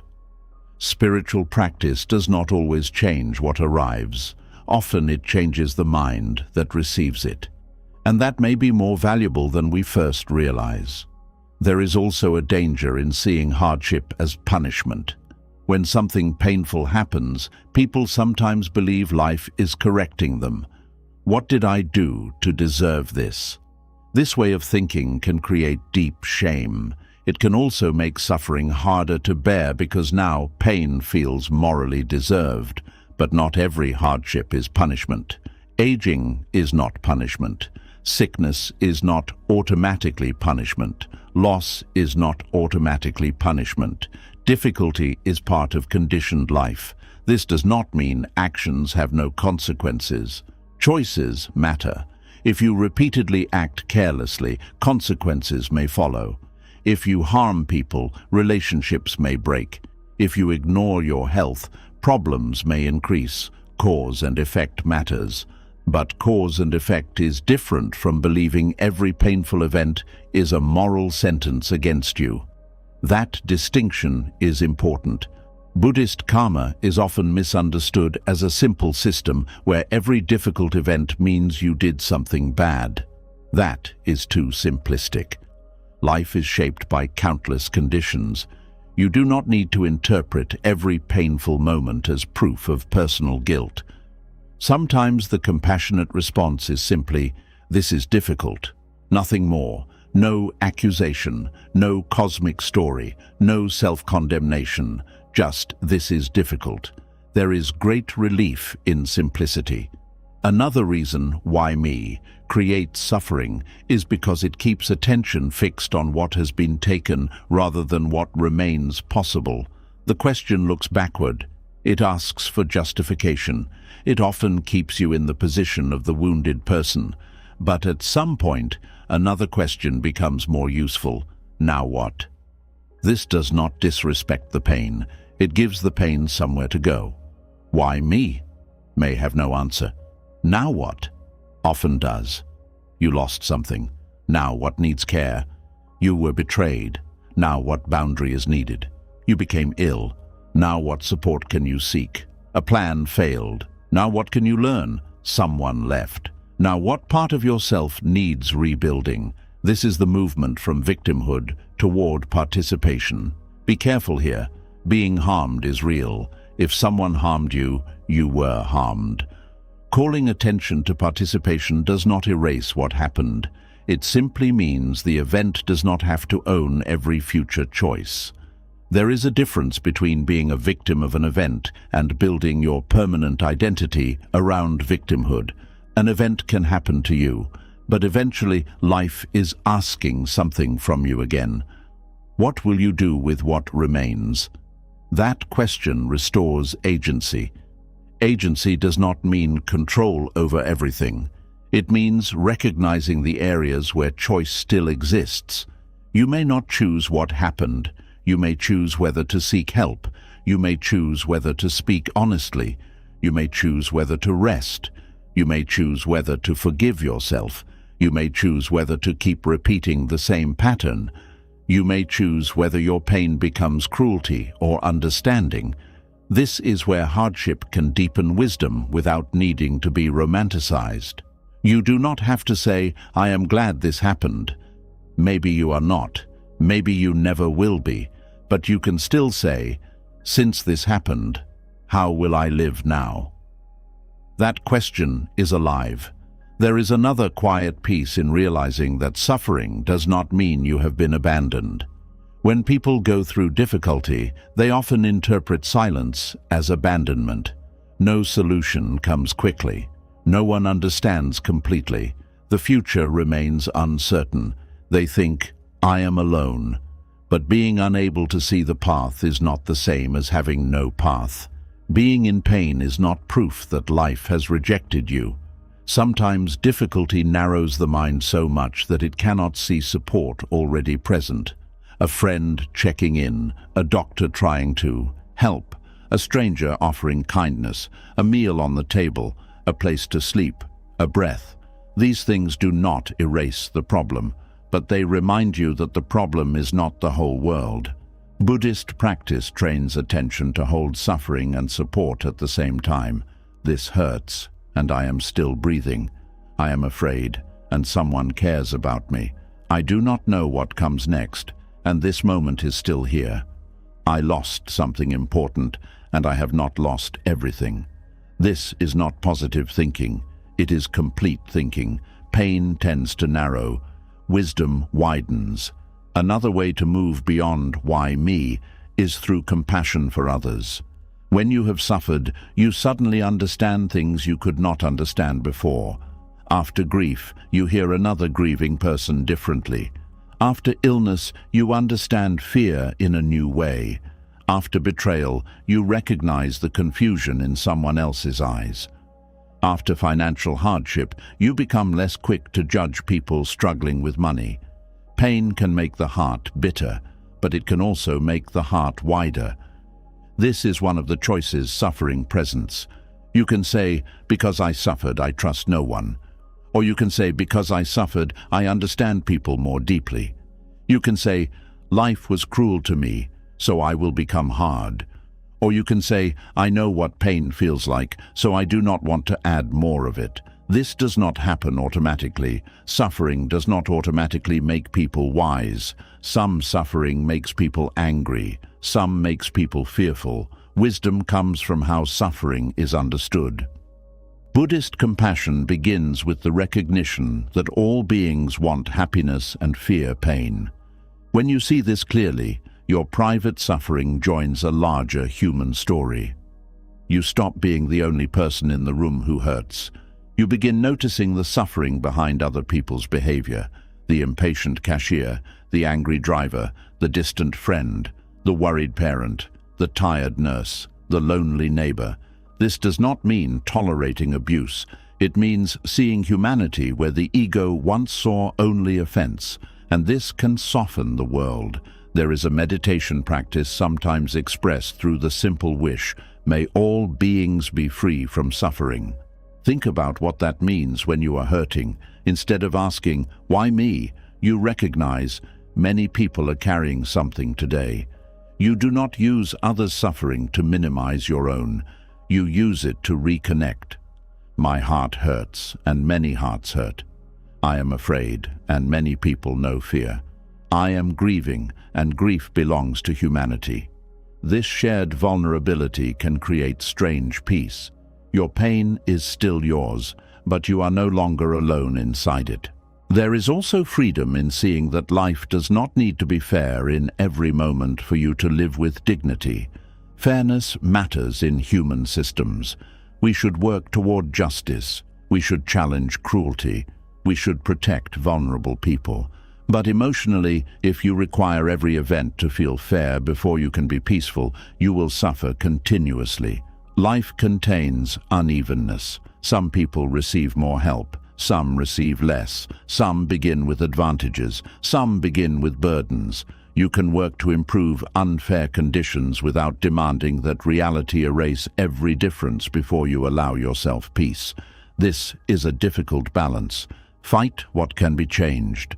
Accept what has already occurred. Protect your mind from becoming permanently poisoned by comparison. That is mature practice. When you stop asking, "Why me?" you do not stop asking useful questions. You can still ask, "What caused this? What can be repaired? Who needs accountability? What can I learn? What support is available?" These are practical questions. They lead somewhere. "Why me?" often does not. It circles around identity and fairness. Practical questions return you to action. This is one way to know whether a question is helping you. Does it create clarity, or does it keep you emotionally in the same place? If you have asked the same question for years, and it has given you nothing except bitterness, perhaps the question itself has become part of the suffering. You are allowed to stop asking. You are allowed to say, "I may never know why this came into my life, but I know it is here, and I know I must meet it." That sentence contains enormous strength. It does not require a cosmic explanation. It does not require someone to admit fault. It does not require life to apologize. It simply brings you back to your feet. Eventually, "Why me?" may become something gentler. Why not me? Not as punishment, not as hopelessness, as recognition. I too am human. I too am vulnerable. I too will experience change. I too will lose things. I too will face uncertainty. And then another truth follows. I too can practice. I too can learn. I too can meet pain with awareness. I too can become more compassionate. I too can discover that suffering does not have to destroy the mind. This is where the question transforms. The hardship is no longer proof that you are cursed. It becomes part of the human condition you are learning to meet consciously. That changes everything. You stop walking through difficulty with the extra burden of personal insult. You no longer say, "Life should have protected me because I am me." You say, "This is hard, and hard things belong to human life." There is humility in that. There is connection in that. There is peace in that. And perhaps the strangest part is that when you stop demanding exemption from suffering, you become more capable of appreciating happiness. You no longer assume good moments are guaranteed. You notice them. You no longer take ordinary health completely for granted. You appreciate what works. You no longer assume people will always be there. You listen more carefully. You say what matters. You become gentler with time. Because when you understand that difficulty can visit anyone, you also understand that the peaceful moment in front of you deserves attention. This is not fear, it is reverence. The cup of tea matters. The quiet morning matters. The familiar voice matters. The ability to walk matters. The simple meal matters. The ordinary day matters. These things become visible when entitlement softens, and this may be one of the deepest changes Buddhist wisdom creates. It moves you from asking life, "Why did you do this to me?" toward asking, "How can I meet this without losing my heart?" That is a much more powerful question. It does not make you passive. It makes you responsible for the quality of mind you bring to what has happened. You may still cry. You may still become angry. You may still wish things were different. But underneath those feelings, there is less accusation, less sense of cosmic betrayal, less belief that difficulty means you have been abandoned. The pain becomes cleaner. It is pain without the story that life personally hates you. And clean pain can move. It can be felt. It can be grieved. It can soften. It can become wisdom. But when pain is mixed with the belief, "This should never happen to me," it hardens. It becomes resentment. It becomes identity. It becomes a wall between you and the rest of life. The strange peace of no longer asking, "Why me?" comes from stepping out of that wall. You return to the shared world, a world where everyone is carrying conditions, a world where everyone is changing, a world where everyone is vulnerable, a world where nobody receives permanent exemption. And because nobody is exempt, nobody is truly alone. You begin to see your suffering not as evidence that you have been rejected by life, but as one of the places where life is asking you to become more awake. Not because the suffering was sent to teach you, not because every hardship has a hidden lesson, but because now that it is here, awareness can meet it, compassion can meet it, patience can meet it, wisdom can meet it. And that is where peace begins to become something deeper than comfort. Comfort says, "Nothing difficult is happening." Peace says, "Something difficult is happening, and I am still here." Comfort depends on favorable conditions. Peace can exist within changing conditions. This is why the question, "Why me?" slowly becomes less necessary. You begin to understand that difficulty is not proof of failure. It is not proof of abandonment. It is not proof that the universe has forgotten your name. It is part of being alive in a world where everything changes. And once you understand that, another hidden dependency begins to reveal itself. Sometimes we stop blaming life, but we continue waiting for another person to rescue us from what we feel. We tell ourselves peace will come when they apologize, when they understand, when they return, when they finally treat us the way we deserve. And without realizing it, we place the key to our freedom inside someone else's hands. And once you stop believing that hardship means life has singled you out, another hidden dependency becomes easier to see. Sometimes the problem is no longer the event itself. Sometimes the problem is that you are still waiting for someone else to make the pain disappear. You wait for the apology, the explanation, the return, the support, the recognition, the change in behavior. And without noticing it, your peace becomes tied to a person who may never give you what you are waiting for. There is something painful about realizing how much of your emotional life can become connected to another person's choices.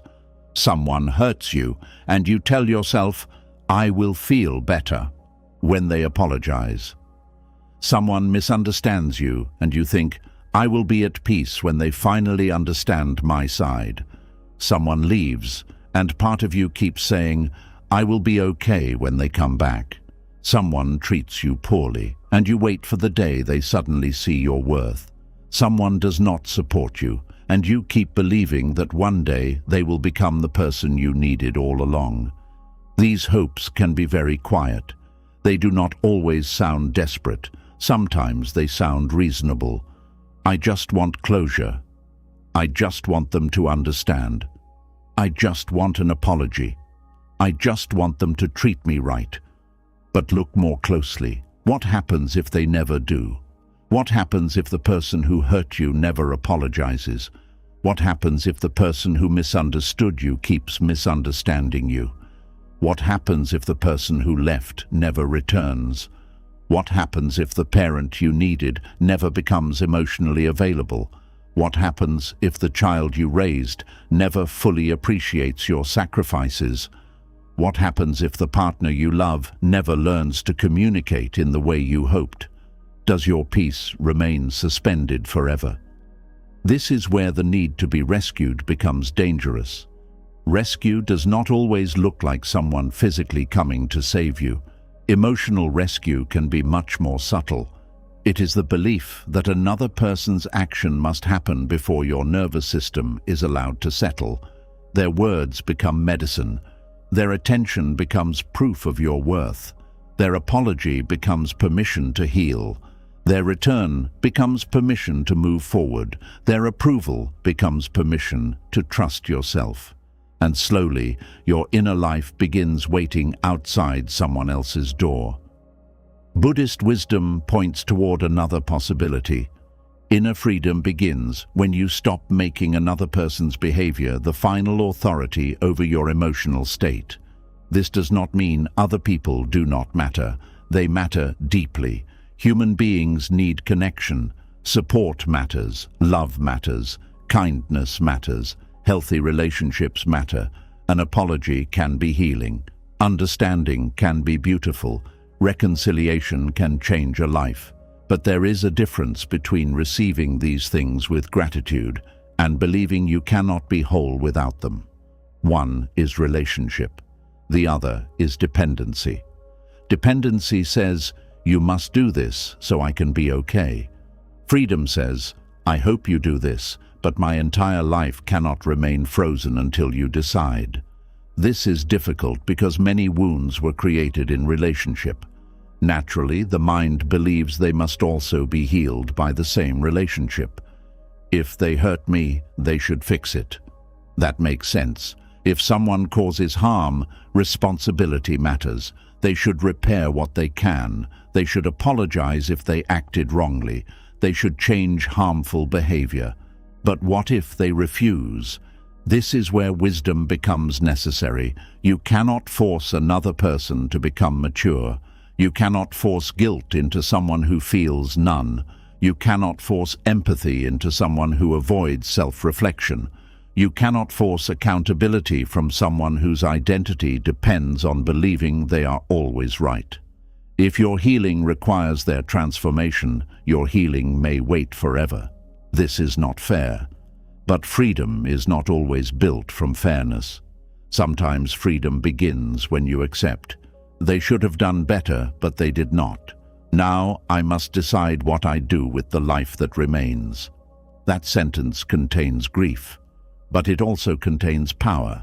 You stop standing in front of a closed door, hoping the person on the other side will finally open it. You begin turning toward your own path. One of the strongest forms of emotional captivity comes from waiting for an apology. An apology can be deeply meaningful because it says, "I see what I did. I understand that it hurt you. I take responsibility." When someone has harmed you, these words can bring relief, but people sometimes wait years for them. They replay conversations. They picture the day the person will finally realize what they lost. They imagine the call, the message, the tears, the confession. "I was wrong. I should have treated you better. You did not deserve that."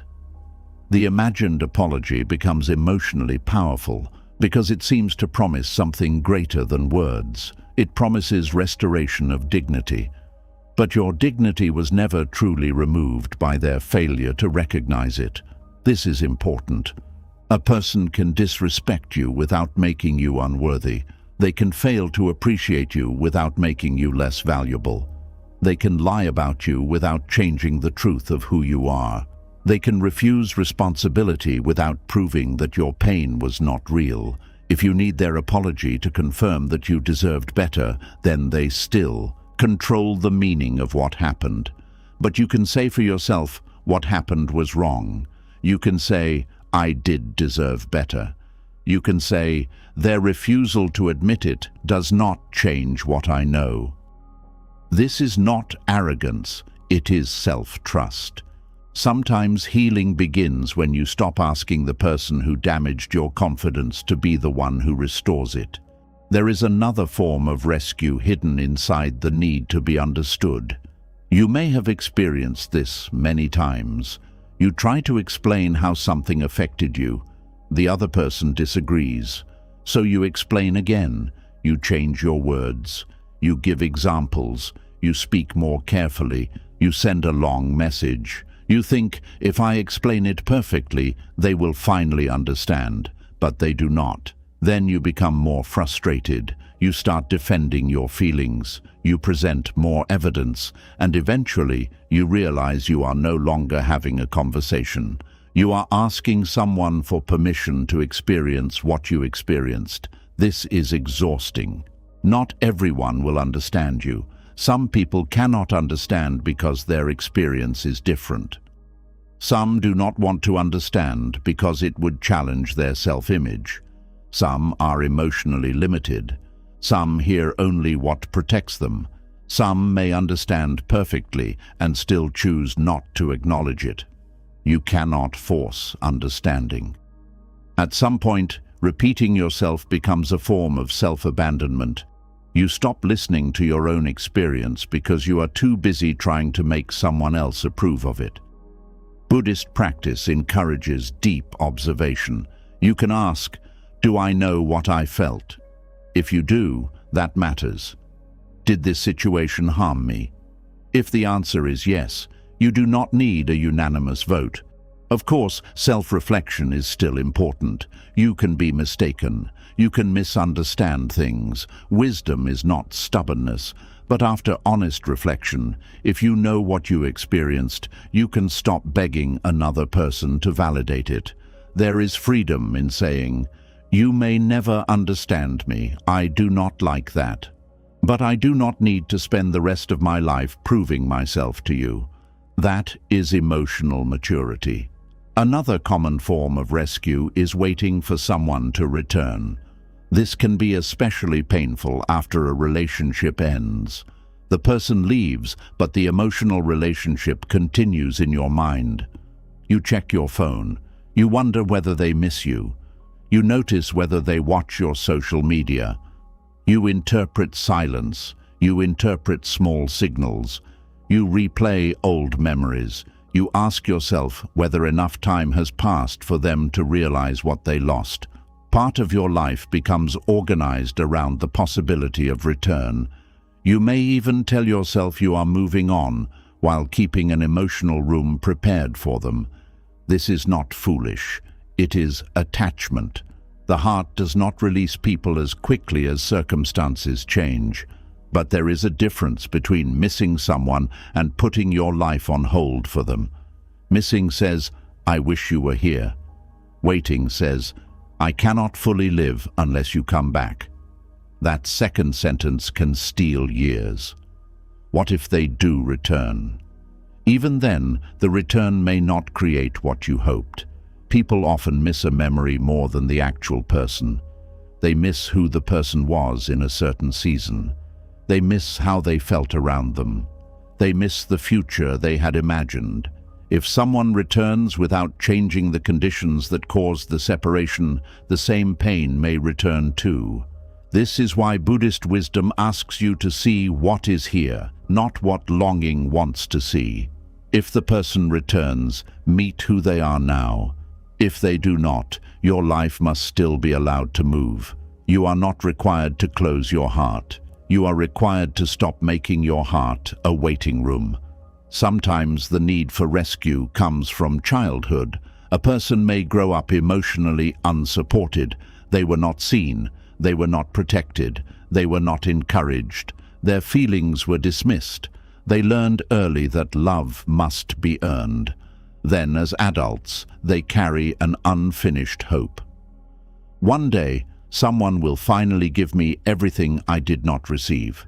This longing can shape relationships without being noticed. A partner is expected to become the parent who was missing. A friend is expected to provide constant reassurance. A child is expected to give the affection the person never received. Then every small distance feels like abandonment. Every disagreement feels dangerous. Every delayed response activates old pain. The current person may be touching an old wound they did not create. This does not mean your needs are wrong. People need care. They need emotional safety. But no adult relationship can completely rewrite childhood. Others can help. Therapy can help. Friendship can help. Love can help. But part of healing involves becoming capable of giving yourself what you once waited for others to provide. Validation, protection, gentleness, boundaries, encouragement. You become less desperate when you learn that comfort can also come from within. This is not a message of radical independence. Buddhism does not teach that you should need nobody. We are interconnected. We depend on countless people every day. Food reaches us through others. Medicine comes through others. Knowledge comes through others. Community matters. The point is not to remove all dependence. The point is to stop making your entire emotional stability depend on one person's mood, approval, return, or transformation. That is a very different thing. Healthy support says, "I am grateful you are here." Emotional captivity says, "If you leave, I disappear." Healthy love says, "Your care strengthens me." Captivity says, "Without your care, I have no worth." Healthy connection allows two people to stand together. Captivity asks one person to carry the other's entire inner world. That becomes heavy for both. There is another way the need to be rescued appears, waiting for someone to finally treat you correctly. You may stay in a relationship with someone who repeatedly crosses boundaries. You think, if I love them enough, they will change. If I am patient enough, they will see. If I explain my pain clearly enough, they will stop. Sometimes people do change, but change requires willingness. You cannot do someone else's inner work for them. There is a painful moment when hope must meet evidence. What has this person consistently shown? Not what they promised, not who they could become. What do they actually do? Do they apologize and then repeat the same behavior? Do they respect your boundaries only when you are about to leave? Do they make promises in moments of fear and forget them when things become comfortable? Do they treat your kindness as permission to continue? This is where compassion needs wisdom. Compassion without wisdom can become self-neglect. You can understand why someone behaves badly without allowing them endless access to you. Maybe they had a difficult childhood. Maybe they are afraid. Maybe they are wounded. Maybe they never learned healthy communication. All of this can be true, and you can still say, "This behavior is harming me." Understanding a cause does not require accepting the consequence forever. Buddhist compassion is not self-erasure. It includes you too. You are also a being worthy of protection from unnecessary suffering. This is why boundaries can be compassionate. A boundary does not always say, "You are a bad person." Sometimes it says, "This pattern cannot continue around me." A boundary can protect both people from repeating something harmful. But boundaries become difficult when you still need the other person's approval. You set the boundary and immediately worry. Will they think I am selfish? Will they become angry? Will they leave? Will they misunderstand? Then you weaken the boundary to protect the relationship. and in doing so, you abandon yourself. This is another form of being held hostage. Their reaction becomes more important than your well-being. Freedom begins when you understand that people may dislike your boundary. They may call you difficult. They may accuse you of changing. They may try to make you feel guilty. You cannot always protect your peace and protect everyone's opinion of you at the same time. Sometimes you must choose. This does not mean becoming harsh. You can be kind and firm. You can say no without hatred. You can leave without revenge. You can create distance without making the other person an enemy. That is a powerful kind of freedom. There is also a form of rescue connected to financial or practical support. Someone may believe, I will be okay when my family helps me, or when this person pays what they owe me, everything will improve. Support can be necessary. There is no shame in needing help. Human beings help one another, but suffering grows when emotional helplessness becomes part of the expectation. You may begin believing you cannot act until someone else acts first. Then you stop looking for alternatives. You stop asking, what can I do with what I have? This is where inner freedom returns through small acts of agency. Maybe you cannot solve the whole situation, but can you make one phone call? Can you ask a different person for help?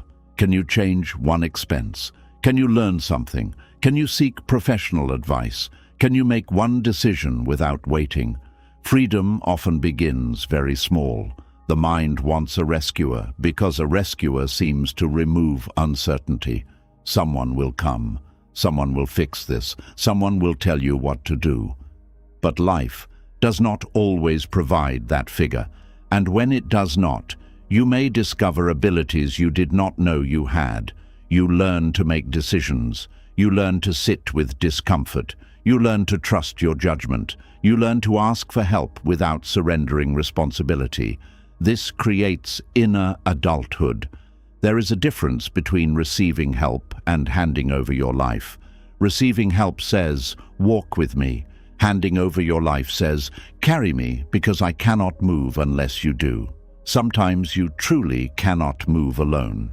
There are moments of illness, grief, trauma, or crisis when people need deep support. There is no weakness in that.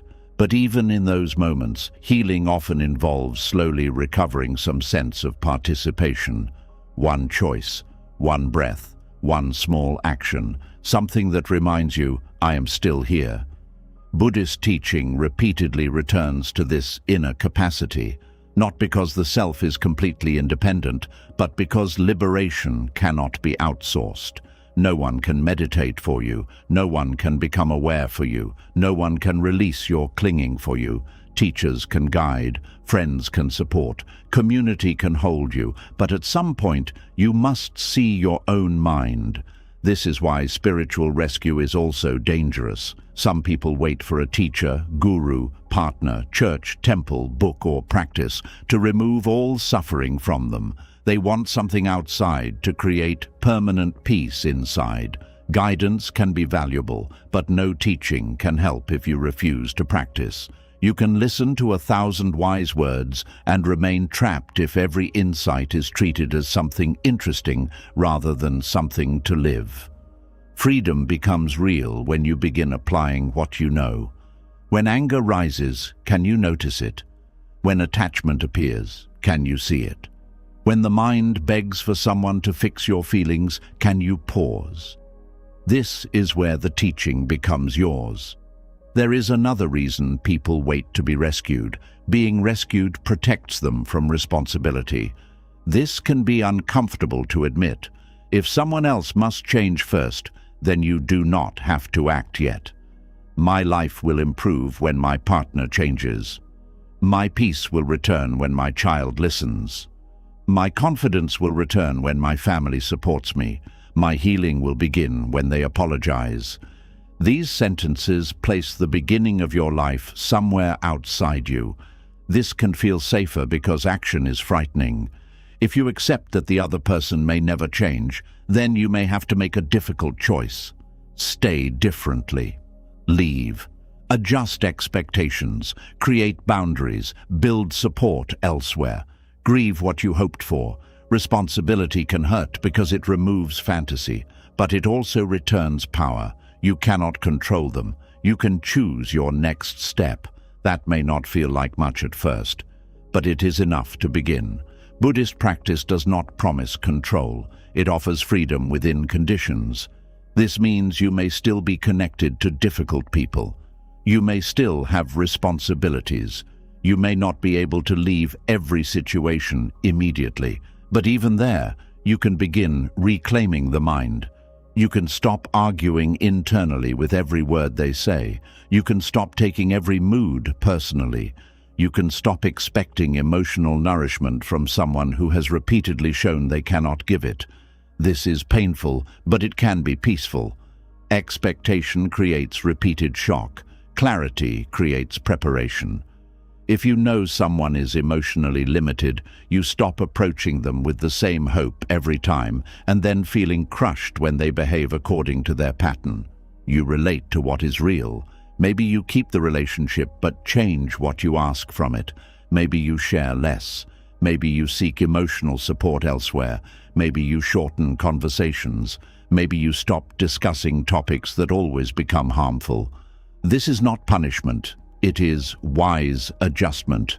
Freedom often looks less dramatic than people expect. It may simply be no longer checking whether someone viewed your message, no longer rehearsing what you will say if they return, no longer explaining yourself for the 10th time, no longer allowing a relative's bad mood to control your whole day, no longer needing praise to trust your work, no longer waiting for your parent to become the parent they never learned to be.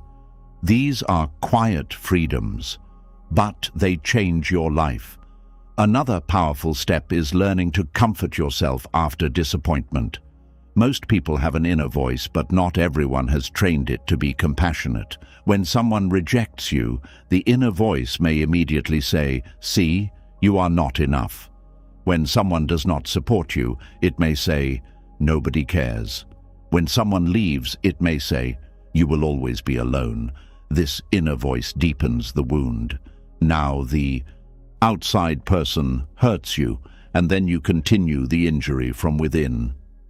Freedom requires changing this relationship with yourself. What would you say to someone you love who had just been hurt? Would you say, "Clearly you are worthless"?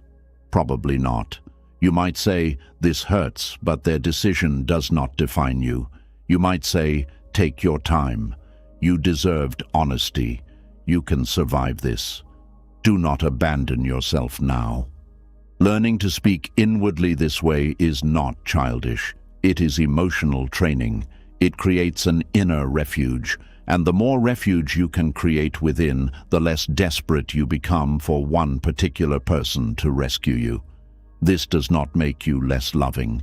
It can make your love healthier. When you are not asking another person to constantly prove your worth, you can relate with less fear. You can enjoy them without monitoring them. You can disagree without believing the relationship is ending. You can allow them space without feeling erased.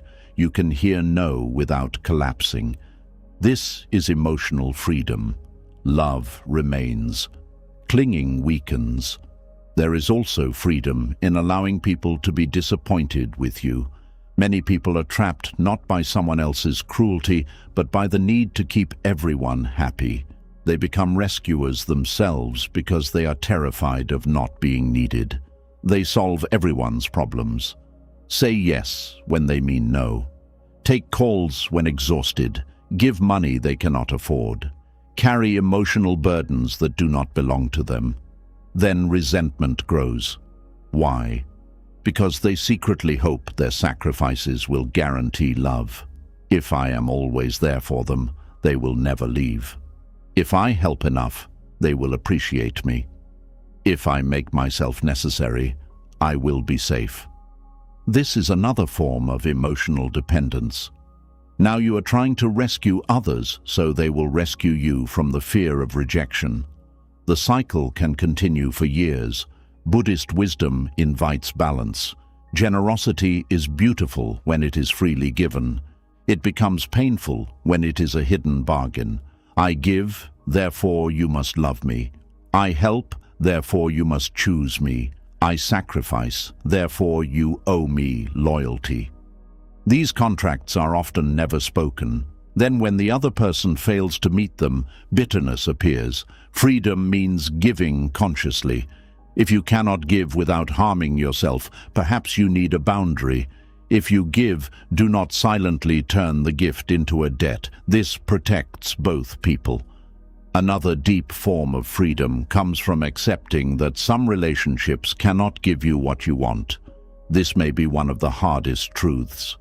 You may love someone who cannot meet you emotionally. You may have a parent who cannot apologize, a sibling who cannot communicate honestly, a partner who cannot offer the depth you want, a friend who cannot show up consistently. Acceptance here does not automatically tell you whether to stay or leave. It simply says, see clearly. Stop bargaining with reality. Ask, if this person never changes, what does that mean for my choices? This question is powerful because it removes fantasy. Do not ask whether you can tolerate them for one more week while hoping they transform. Ask whether the relationship as it actually exists is something you can live with wisely. If yes, perhaps acceptance changes how you relate. If no, perhaps courage is asking you to change something. Either way, clarity replaces waiting, and waiting can be one of the quietest forms of suffering. You can spend years waiting for a different person to arrive inside the person already standing in front of you. Years, that time matters. Your life is happening while you wait. This is why inner freedom is so precious. It says, I cannot decide who you become, but I can decide how much of my life I surrender to waiting. There may still be sadness. Freedom does not remove sadness. Sometimes freedom actually allows grief to appear more fully because hope was keeping it away. You finally admit, they may never become what I needed. That can hurt deeply.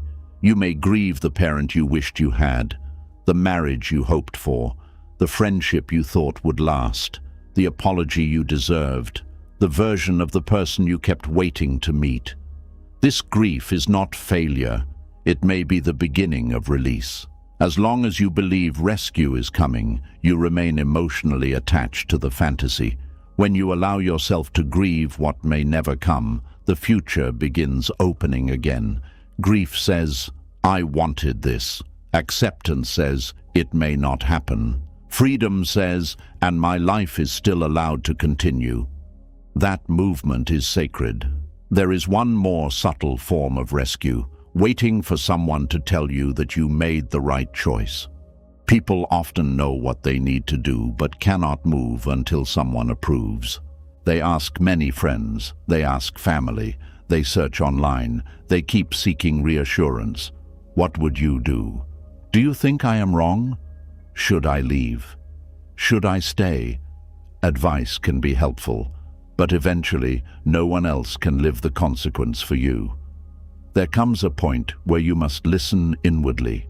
What do you know? What pattern have you seen? What choice allows you to respect yourself? This is not about ignoring wise advice. It is about developing the capacity to choose without demanding complete certainty. No one can guarantee that a decision will be painless. Freedom includes accepting that. Sometimes you make the best choice available and still feel sad. That does not mean it was wrong. You can leave a harmful relationship and miss the person. You can set a needed boundary and feel guilty. You can choose yourself and still feel lonely. Pain after a decision does not automatically mean the decision was a mistake. This is another place where people return to rescue. They feel discomfort and immediately want someone to say, "You did the right thing." But maturity means learning to sit with some discomfort without running back to what harmed you, simply because uncertainty feels worse. Buddhist practice strengthens this capacity. You sit, you breathe, you notice the urge. You do not immediately obey it. The urge to call, the urge to explain, the urge to check, the urge to apologize for a boundary, the urge to ask for reassurance. You watch the urge rise. You notice that it changes. You begin learning that you do not have to act on every emotional demand. This is freedom at the level of the nervous system. The person may still matter, the memory may still hurt, but you are no longer automatically pulled around by every feeling connected to them. This is how emotional captivity gradually ends, not through one dramatic decision, through repeated moments where you choose awareness over reaction. Eventually, something surprising happens. You stop asking, "When will they finally give me peace?" You begin asking, "Why did I believe my peace belonged to them?" That question opens a door. Your peace was influenced by them. Yes, their behavior mattered. Yes, their choices hurt. Yes, but your entire inner life does not belong to them. You can reclaim it, not all at once. Piece by piece, you reclaim your mornings by not checking for their message first. You reclaim your self-respect by no longer arguing for basic kindness. You reclaim your attention by stopping the endless replay. You reclaim your voice by trusting what you know. You reclaim your time by no longer waiting for someone to become different. You reclaim your heart by allowing it to love without allowing it to beg. This is what freedom begins to look like. You do not become cold. You become less controlled. You do not stop caring. You stop handing over the keys. You can still hope for an apology without needing it. You can still wish to be understood without chasing understanding. You can still love someone who left without pausing your whole life for their return. You can still accept support without making another person responsible for your entire stability. This is not isolation. It is inner grounding. And once you become more grounded, relationships themselves can become healthier because they are no longer carrying impossible demands. You are not asking another person to prove that you exist. You are meeting them as someone who already knows they do. That is a quiet kind of power. And perhaps this is the deepest shift of all. You begin to realize that being rescued and being supported are not the same thing. Support walks beside you. Rescue carries the belief that you cannot walk without someone else. Support strengthens your own capacity. Rescue can sometimes keep you waiting for another person's strength. Freedom is learning to receive help while still remembering your own feet. To receive love without turning love into oxygen. To receive an apology without making it the only doorway to healing. To receive understanding without needing everyone to agree with you. To receive kindness without becoming terrified of its absence. This is what inner freedom feels like. Your emotions are still human. You can still be affected. You can still be hurt. But another person no longer has unlimited access to the controls of your inner world. Their silence does not automatically become your panic. Their anger does not automatically become your guilt. Their rejection does not automatically become your worthlessness. Their absence does not automatically become the end of your life. Their refusal to change does not require you to remain frozen. This is where peace becomes more independent of circumstance, not completely independent because you are human, but less hostage, less fragile, less waiting. In the end, peace does not come from forcing life to obey you. It comes from no longer arguing with every moment that disappoints you. You do not need every answer. You do not need every person to understand you. You do not need every plan to work. You do not need every wound to disappear before you are allowed to rest. A bad day can remain a bad day. A disappointment can remain a disappointment. A person can choose differently, and you can still choose peace. Buddhist wisdom reminds us that life will keep changing, people will keep changing, conditions will keep changing, but your mind does not have to be dragged in every direction with them. You can hope without clinging. You can hurt without building your whole future around the pain. You can stop asking, "Why me?" You can stop waiting for someone else to rescue you. You can stop postponing peace until everything finally settles down.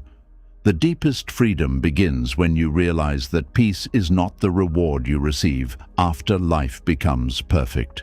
Peace is the way you meet life while it is still imperfect. If something in this teaching touched you, leave this sentence in the comments. I release the need for life to go my way. Let it be more than a comment. Let it be a promise to yourself. And if you want more Buddhist wisdom to help you live with a calmer mind and a lighter heart, subscribe to the channel and continue this journey with us.